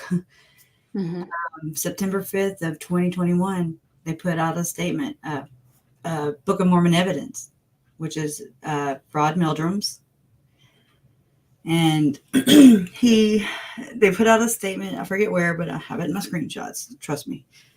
And they parted ways. They distanced themselves from preparing a people. Mike and Nancy James, Come Follow Me 2020 and 2019, and 2021, I think, those years. And it was on I saw that on, what's it called? BOFM blog, Book of Mormon Evidence blog. Did I say that right? I don't know. There might be a I don't know. But it was Ryan Nelson, and he's also a person on the flyers. Anybody in those flyers, that's who I've honed in on. I have extensively researched. It is crazy. It's crazy. I'm telling you, but you just feel like because of the same circle, I didn't know if all these people believed in the same things as Chad and Lori. And you want to know who's all out there, who else believes this, because that's dangerous. But then as you come about, you learn more and more that, you can't judge and place everybody else in the same basket as you do with Chad and Lori, Right. But still, it's like even their insights, even their experience for me, and for my healing and for just figuring all this stuff out, or wanting to figure all this stuff out, every piece of the puzzle helps me to just put this together, to move forward, to live again. I want to live again. I miss my life. I miss who I used to be. I'm grateful for this experience, although it's tragic as hell. I'm grateful because as much as it hurts, it has woken me up to this. And it's made me not be ignorant anymore. And I'm aware of these things, that these things exist, that satanic ritual abuse is a real thing. And it's like, ew, I don't want to acknowledge that, oh my God. Oh, yeah. I never thought. I've heard about it before, but I just did not. Right. It never personally touched me. And like, I think last night somebody had asked you about Eric Schmidt, and I was like, it's Eric Smith. It's Eric Smith. It's Eric Smith. Like, you can hear me. Oh, see, I thought that you did send me something with Eric Schmidt on it. I don't remember that name. I don't know if they're the same person. Maybe not. I could be wrong. That was thinking of a different person. I think asked you that. I think. Yeah. I remember being asked, and I thought you had sent me something with this Schmidt. Is there Dan Schmidt? Why is that name coming up? I don't know. The BYU thing is wild to me. It was wild to hear that. I was like, what? And then you hear me going in the next booth, and I'm like, look what happened to BYU. Because BYU is highly conservative. And it's a well-respected school. It's a very good school. Yeah. It's a very good school. Right. It's kind of difficult to get into. And I have a lot of friends that have been there. But I think because they just don't want science to be taught or history. Like, I really... makes you wonder. Yeah, you're like, wait, what? And it's just that person's view, it's that person's comment that just made you say, wait, what? A red flag, maybe, to look further into. Yeah, she thinks it was code. Yeah, and Crocheting Family said so many people were dissing on BYU. Our New Orleans quarterback came from there, and I'm like, oh, he really is. And now he's official a New Orleans Saint. I just thought that was pretty cool. Like, Saintism all the way across the board, and we're all we're all sinners. We're all saints. We're all, it's not just coined for that religion. It's and I think probably BYU too. They have not necessarily BYU, but a lot of students at BYU have tried to be more inclusive to LGBT plus students because of the suicide rate and because of the homophobia. And a lot of these people, and I noticed this with Des Nat, that's why they hate BYU, is because there are people that want to be friendly to the LGBT plus community, and they don't like that. That was a big that's what made me nervous in some, because I knew some people were like, you're full of shit, you guys are such lesbos. But that was what was more difficult, was walking through there going, if these people knew that we were a couple, there would be so much hate towards us. Right. You're just trying to take away some of that focus off of you. Right. I get it. I do. And you have to blend in and be a chameleon. Yeah. You know? And anyways, Bo Peep, I have been, thinking about it. And, if you do want to help me research and put these things together, because I have the hardest time putting things together, because I'm like, but wait, this is just as important. It's all important, like I just doing my multiple mortal probations video series. It's a whole series that I need help putting together, because I need to leave Jen alone so she can finish school. And, so I know that you've offered to help before. And so I guess I'm asking. And if you want to email me at kresha0123@gmail.com. Yeah. Only if you want to. Don't feel pressured. You don't have don't feel pressured at all. Taking you guys no, definitely don't. You might have to go see what a tater feels like. No. Y'all, my mama had one, and I used to be like, I didn't touch anybody with it. Hey. That is funny. Yeah, maybe they would have tasted us. And to be fair and clear, is Okay. dinner ready? No, we're almost done. Oh shit. Well, I guess we're not having steak tonight. Anyway, a lot of my friends who are Mormon are extremely supportive of the LGBT plus community, and so these people are not, but they're the more orthodox Mormons, and like.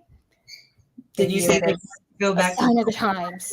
Didn't you say they wanted to go back to older church about the value? You know what I mean? Yeah, they want a theocracy. I mean, I read that in that article. When Mormons go bad. And I separate that from the religious beliefs too. So come on, girl. Come on. When I think about doctrine and religious beliefs, like this to me is extra. I know. I'm sorry, but Bo Peep, Michael Rush.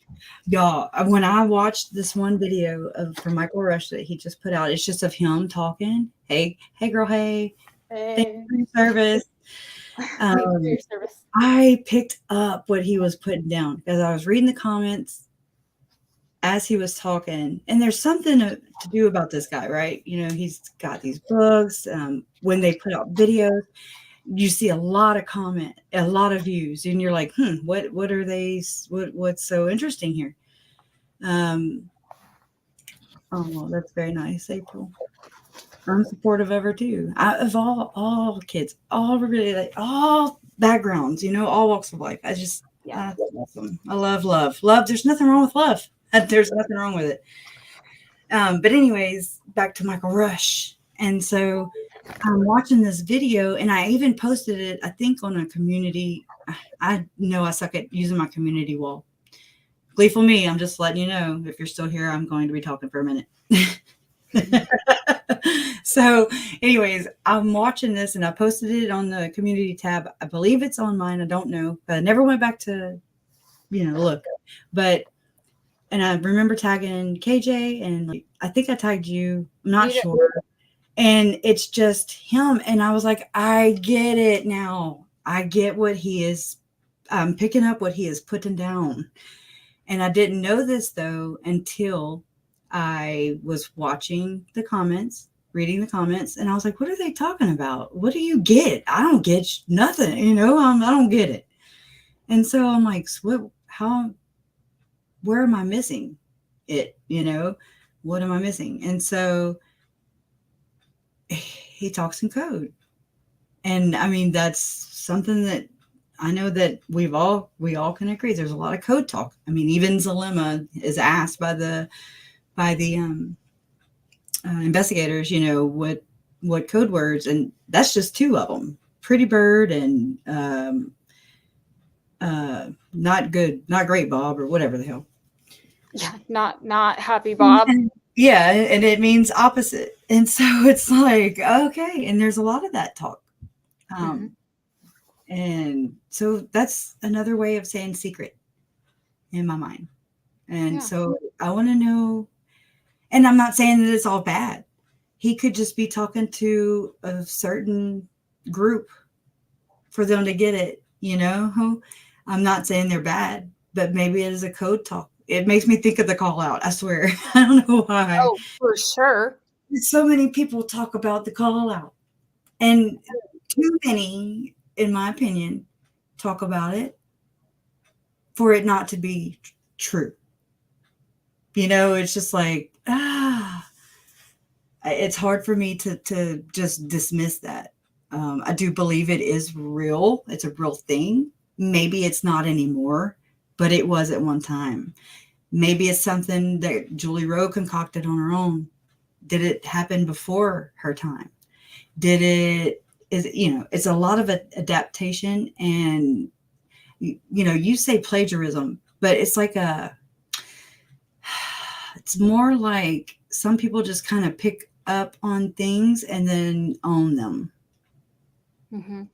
Even though they're taught it, because a lot of their dreams and stuff do coincide with the book of Revelation. And that's something that is in the Bible. It's not just a Mormon thing. It's not just a Baptist evangelical. It's not just a Catholic thing. It's a prophecy in the Bible. And so I just feel like people pick it up and then own it as their own, and then basically put it out there as church, like this is the word. and there's a lot of people that not even just from this one religion, because they're outside of this religion too. And I mean, you can hear Julie say that, it's not just focused on her audience is not just for Mormons. And then of course we saw how that evolved. That was like, whoa, she went from being very Mormon, but very outspoken. Then she went out and then now she's like third eye blind, straight up. It's just like, whoa, you watch it, you see it. It's this whole movement. I think that her and I don't think the call out is LDS doctrine. There's root for saying that it's doctrine, even. Like, I just think it's a thing. There's root in Helaman. Right. I think that's kind of where they refer to that one. But I will tell you, I thought she was full of shit, because this woman, Eli's asking, what did you think of the woman who acted? She was full of it. And I think it's because we were talking about Mike and Nancy. Maybe she was starting to wonder, like, why I was bringing them up. But she just like, oh, I don't know what. It's like that thing that politicians say when you're like, no. But yeah, there is an email. I'll tell you, when I was growing up, I think what happens is these are kind of lighter, and then these people take them darker, just like, yes, they take them literal. Yeah, or they add on to them. Yes. But I remember use them to make money off of. Yeah. That's what I think. I know it's not doctrine anywhere on this planet. Right. What isn't? Like the call out, Well, I know it's not doctrine. I know it's not doctrine. And if it is, it's taken out of context. Oh, well, but either way, some people believe in it. And I mean, we can't deny that. If we do, we're not doing our job. I'm not. I know when I was growing up, they talked about when the tribulations would start and how we would be responsible for our non-member neighbors. Mm-hmm. And that was why we needed to have so much food storage. I think it was like a year, but really my grandma was like 7 years, because 7 years of tribulations. Yes. And that we would need to go, there would be some sort of, I never knew it as the call out, but that there was something in place to inform us of what was supposed to happen. And then also all the tunnels under the Salt Lake Temple, like that was going to be some sort of gathering type of place. And this was just kind of, people would just like discuss it. And then they would do the same thing where you see that they go to Nelson now, but they would go to Benson back then. Usually, Who was the last one? Hinckley? Was it? Who was the last one? Okay. So yeah. Sorry, you had, yeah. Benson is where I think they pull a lot of their stuff from. I just feel like it is a real thing. It came from somewhere, kind of like this weird Chad doctrine crap.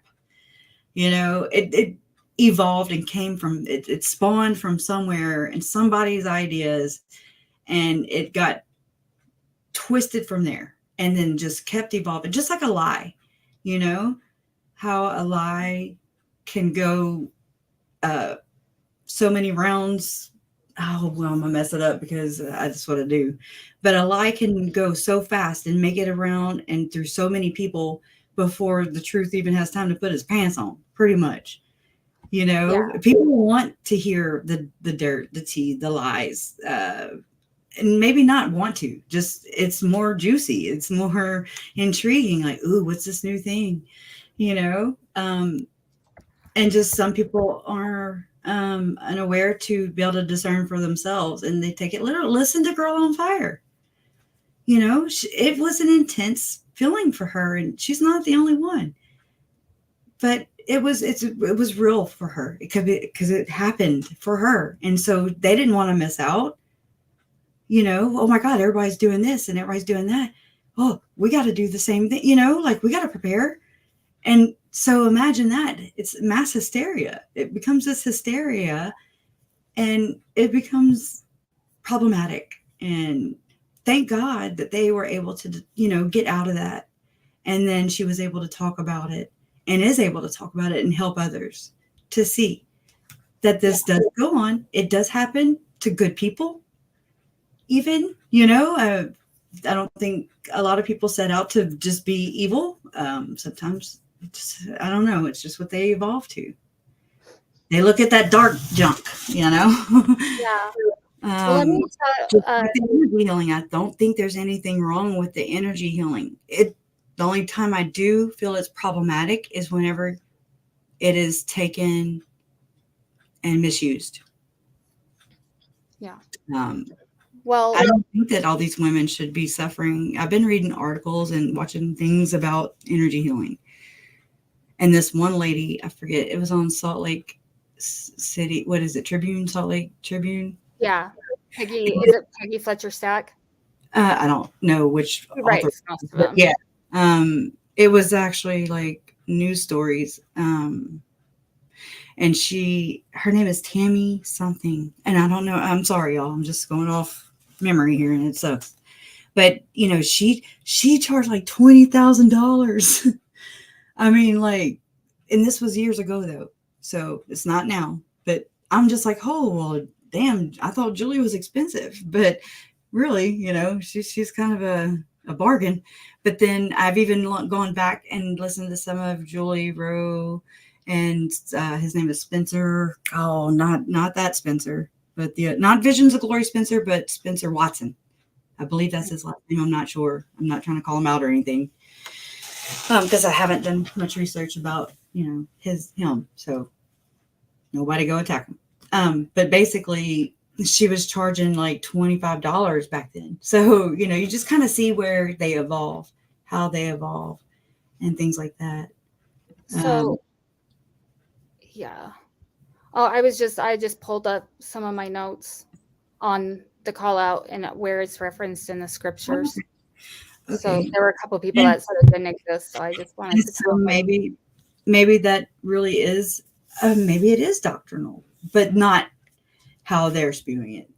Well, it's in Alma, Doctrine and Covenants, 1st and 2nd Nephi, President Oaks, or Elder Oaks, sorry. David O. McKay, Orson Pratt. And the thing is too, like when in the Book of Mormon they had to flee, like when Helaman, Moroni, like in those chapters, when they had to flee, they would use temporary tent cities, like that. Well, duh, because it was like, they didn't have houses back then.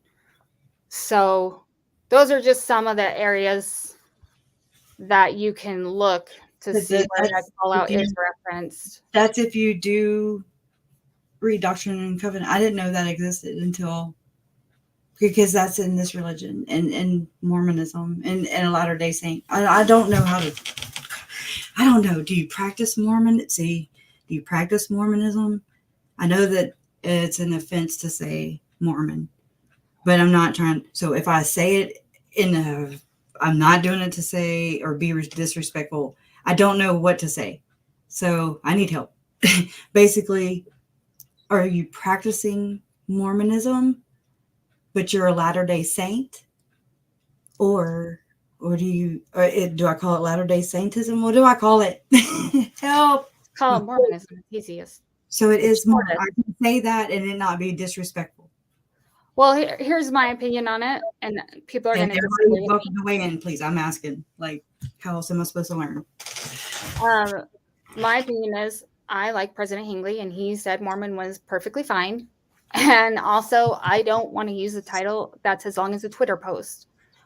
Technically, and I guess they reinforced it at this conference, and I know they did last, that you refer to the church as the Church of Jesus Christ of Latter-day Saints, and you refer to its members as members of the Church of Jesus Christ of Latter-day Saints. But LDS is inappropriate. They've even said in talks, even saying LDS is not appropriate. It's a lot to write. I'm like, I have to fit it in so many characters, I'm like, it's just like breaking crime at Big E. That is it's a long name. And so it's like, okay. And so you have so many characters or less on this platform, to write what you have to say. So that's what I'm saying. Sometimes I think that it's not meant to be done on purpose or to be disrespectful. It's just, Yeah, I mean, I thought it was funny. I had someone leave a comment once that was like, "It's not Mormon, it's LDS," or something. They were saying, basically that I shouldn't use the word Mormon, and then they used the word LDS, and I'm like pulled a quote. I think it was a President Nelson quote, but it basically said that was not appropriate either. You say members of the Church of Jesus Christ of Latter-day Saints, and this has been Nelson has been very adamant about it. Anderson gave the talk at the last conference, and then someone else I think gave a talk I don't think it was Anderson, it could have been on it. And I get it. I think it's a lot to say. I don't like big words, long words. Right. I just want to know, so they're practicing Mormonism, but don't call them Mormons, basically, right? I'm asking the whole damn chat, the whole freaking chat. I mean, yeah. I just I like to get it from more than one source. I do, because it's not just everybody's a what do you call that? Collective. Yeah. I want to just make sure that I'm straight. I have just never, where I'm from and how I was raised, we didn't have labels like this. Like, maybe we did, and I just am speaking off the, without thinking it through. I'm trying to think right now. So, Rainy April brings up a good one. But yeah, they had like Meet the Mormons, the movie, and then I Am a Mormon. That was millions of dollars went into that campaign, and so I was pretty surprised when people told me that no, it's disrespectful. President Nelson has come out and said it is disrespectful. So what do I say? You say whatever you feel comfortable saying. No, I'm asking, like, but it's important to me.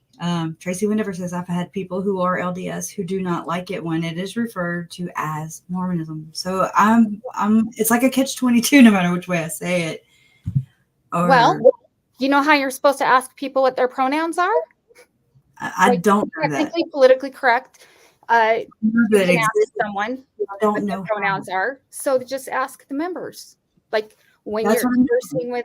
with one member, maybe some members won't care. Like April Passy said, Mormon doesn't bother her. Some members it bothers. Yeah. So I would just say, I just want to would be you as like to be referred to as a Mormon or a Latter-day Saint or a member of the Church of Jesus Christ? What do I say in here in on my channel? What do I say here? That way it is balanced and not derogative. You know, I don't want it to, again, I want to be as respectful as possible. I know you do, and I commend you for that. And so let me know, I guess, as I go on.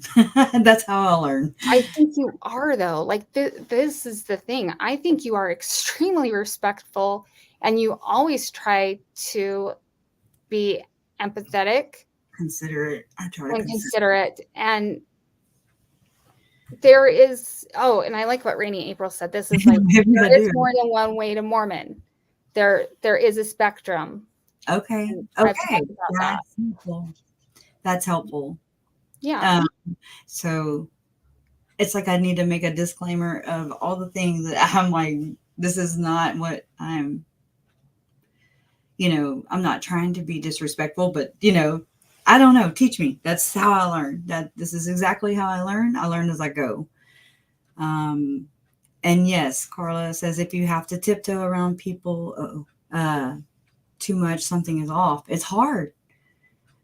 Because there are so many different elements involved in this layer upon layer upon layer upon layer of evil chaos, and so when you're peeling back the layers and you're having to talk about all these things that people do not, they purposely are like, we're not going to talk about this, or this, and then here we are talking about this, and that, and it's just like, ugh. It sucks. It's murder. It's children. It's divorce, parental alienation. It's assassination of character. It is just all this abuse. It includes law enforcement, how they handle things. These outsiders, co-conspirators, I'm going to say co-conspirators because they were involved in the conspiracy. Whether they're called out on it or not, even if you're praying away, if you're doing it in a negative way, that's harmful. That is intent. That is, I didn't know I was praying away a body. That's not a damn excuse. Right. So it's just so many layers of crap. And then you have to be where you won't get sued. You have to be, I want to protect myself and my family, my family. I have a family of my own. And it's a very tough spot to get into. And no wonder there aren't that many people who are willing to do this, From experience, it's like, I just feel like I was thrown into it. So I'm like, okay, God obviously thinks that I'm worthy to shed light, at least from my point of view. I can't do it from anybody else's, only mine. Yeah. So yeah, the enablers.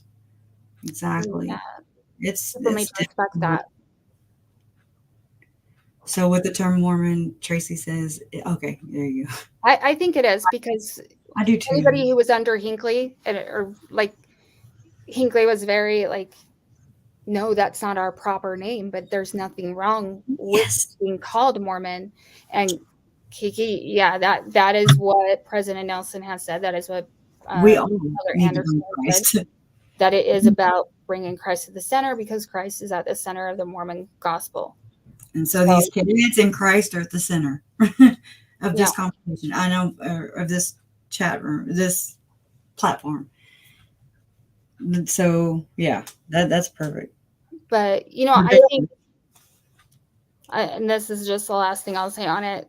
You try to be as careful as possible. You're never going to not offend someone. People just love to be offended these days. And they just, instead of clicking out, they were like, oh, let me tell you all the ways. Yeah. Yeah. But at the same time, they need to have respect for you. And well, I mean, it's a give and take. Like I respect you, you respect me. It's an understanding. But not everybody sees it that way, and that's okay. Maybe I can help and give them love. Maybe I can show them by loving them through, even though they're not being very nice. That's is just who I am. That's how I've always been. That's not me being anything other than me. Right. So I love every one of you guys here. Everybody here has something to bring to the table, and it's just as important as the next.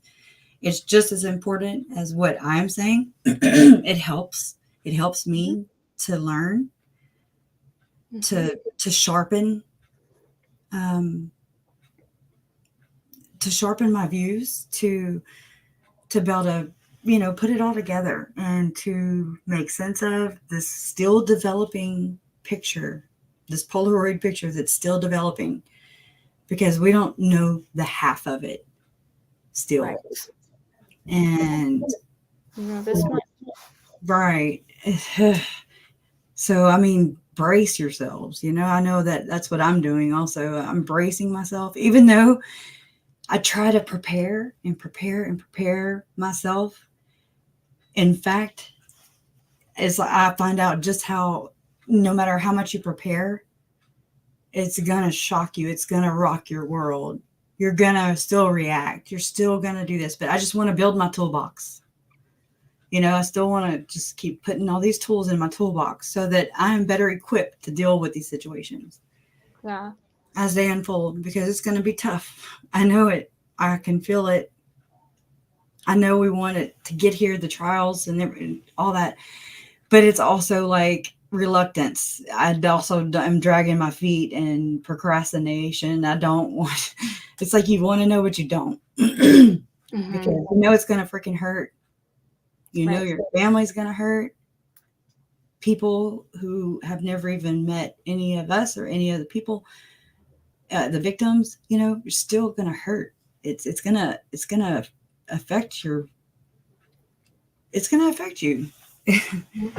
And I think that's kind of also a really amazing thing, because then you're able to take from that, grow from that, and then be a better, more reformed mouthpiece for the victims. You're more educated, and I don't know. But I do think that you should not. We have this tendency, and I think it's like, especially as women, that we don't deserve respect, or we shouldn't ask for respect. And we're always like, we're not supposed to take compliments, and we're supposed to talk about what we're shitty at and not what we're good at. And I think that you go out of your way to be respectful. You really do.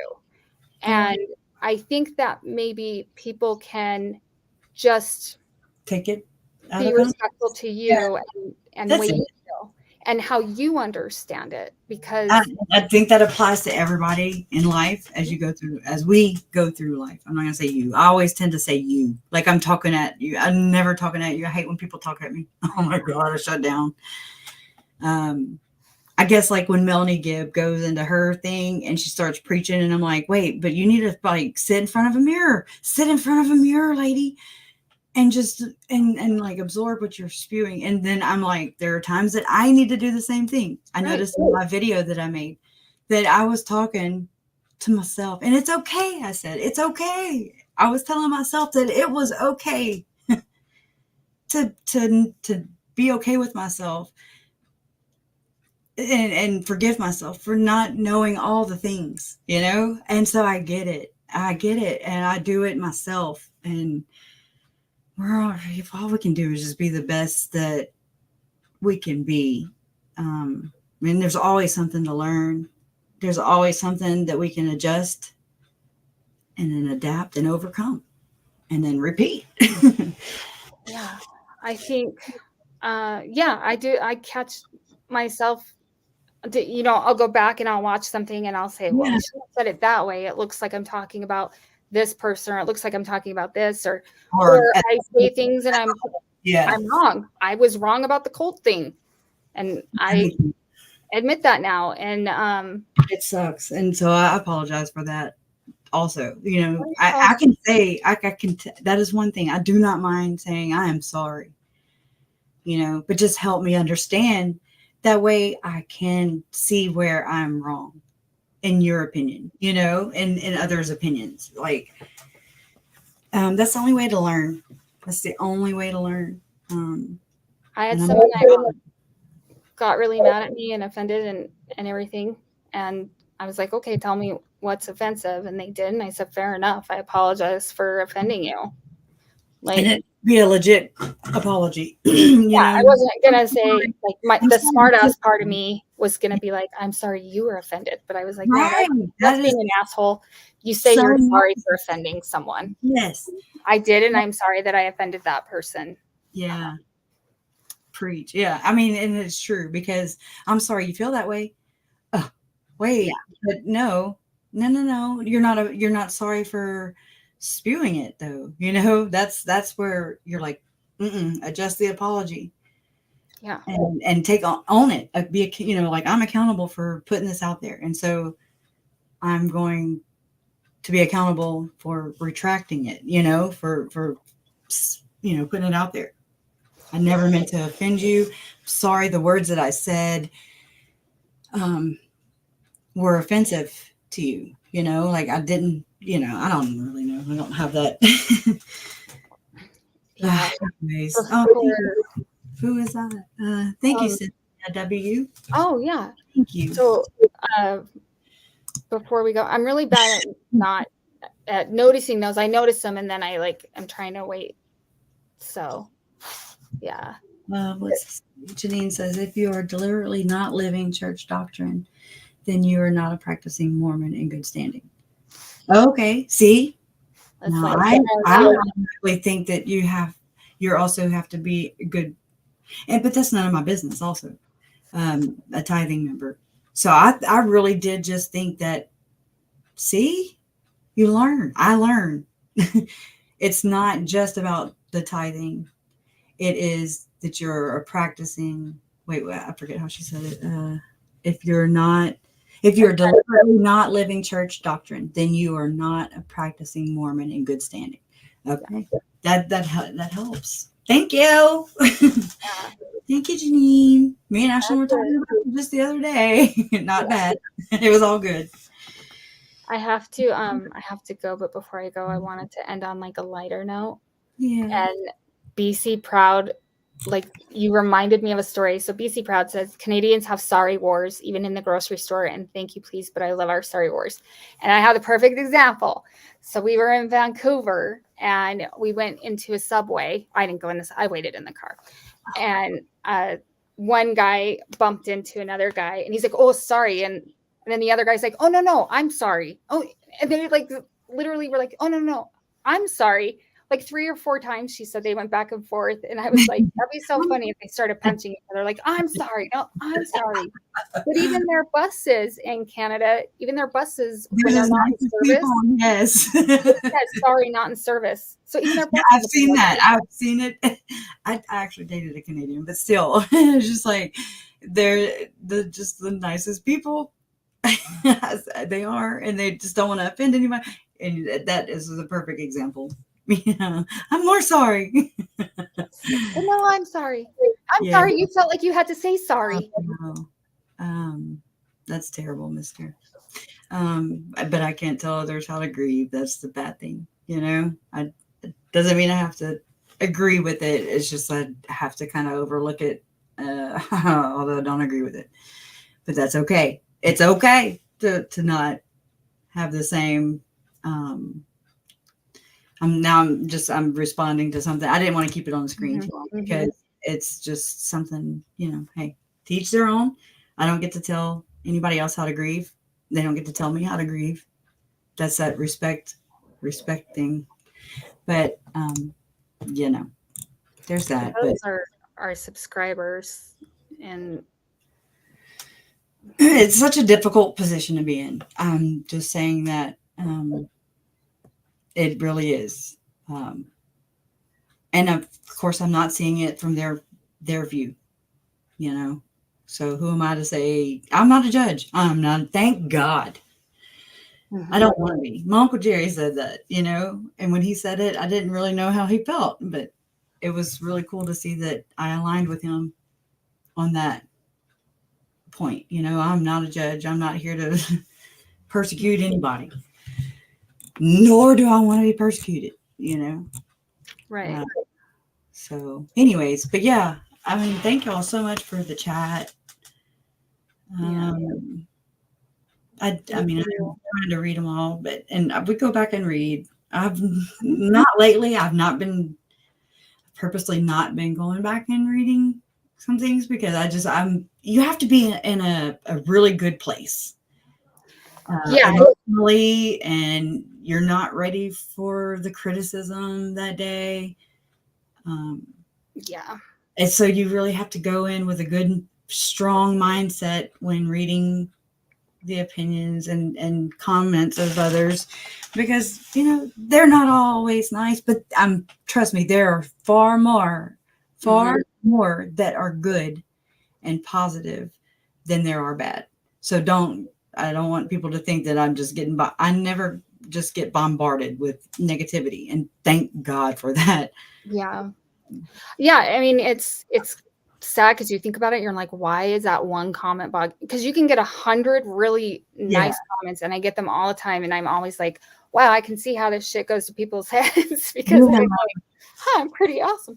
But you get that one comment, and you're just like, thank God, why so mean? And it's not even a comment like, people comment say, I don't agree with you or this or that. And I'm not talking about those comments. I'm talking about people that make fun of the way you look or tell you you're going to hell. Yeah, not even relevant. You're like, what? Yeah, it's so sideways. Or even when people, take your stuff and then take it out of context and make fun of it in front of other people. Anyways. That's just flat out bullshit there. Yeah, but I don't get to tell people how to grieve. So, anyways. People that are that are subscribers that are just awesome being assholes.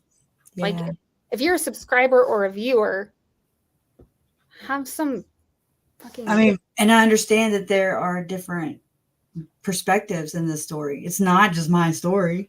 It's not just other people's stories. We all have our own take on it. And those of us that are vocal about it, we tend to have this go-between of people, who want to know every aspect, myself included. I want to know every aspect. And so, it's tough, when you kind of hear something that's not really in your opinion, it's not in a very positive light, or even to hear about yourself, you're like, wow, I just pray for people to just be nicer. not just all across the board. In every situation. I don't stand in Colby's shoes. I don't stand in Cole or Zach's shoes, or the other Zach, or Adam's, or my parents. I don't stand in their shoes. It's just they have their own story to tell, and in their own time. I'm learning that I do have a voice. And basically, I met Jen, and she has been my voice coach. And she has helped me along with everybody else here. Y'all are all just very helpful. And sharpening and reminding me and reinforcing the voice and making it be stronger. And I appreciate every one of y'all for that. I do. Even the Alewife. You know? I especially appreciate her for coming with me yesterday because she did not want to go. And I was like, I'm Right? not going to go. She had the perfect explanation. I know, real quick. She was like, it's like when your mom, you have to go to the store with your mom and you're just like, come on, I don't want to freaking be here. Come on. It was perfect. I was like, oh yeah, I get that. I know that. Yeah. So thank y'all. I love y'all too. That's awesome. And if anybody does want to help research or help me put things together, that's open. So you're invited. You're invited. You're not, not saying you have to, but just if you want to. But yeah, thank you. Kathy is not here with anymore, but thank you to her. Thank you to Biggie, my brother, and everybody else here. Yeah. Thank y'all for being respectful. Love always wins.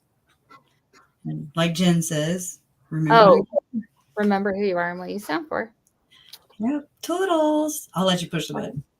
Oh, yeah. Bye.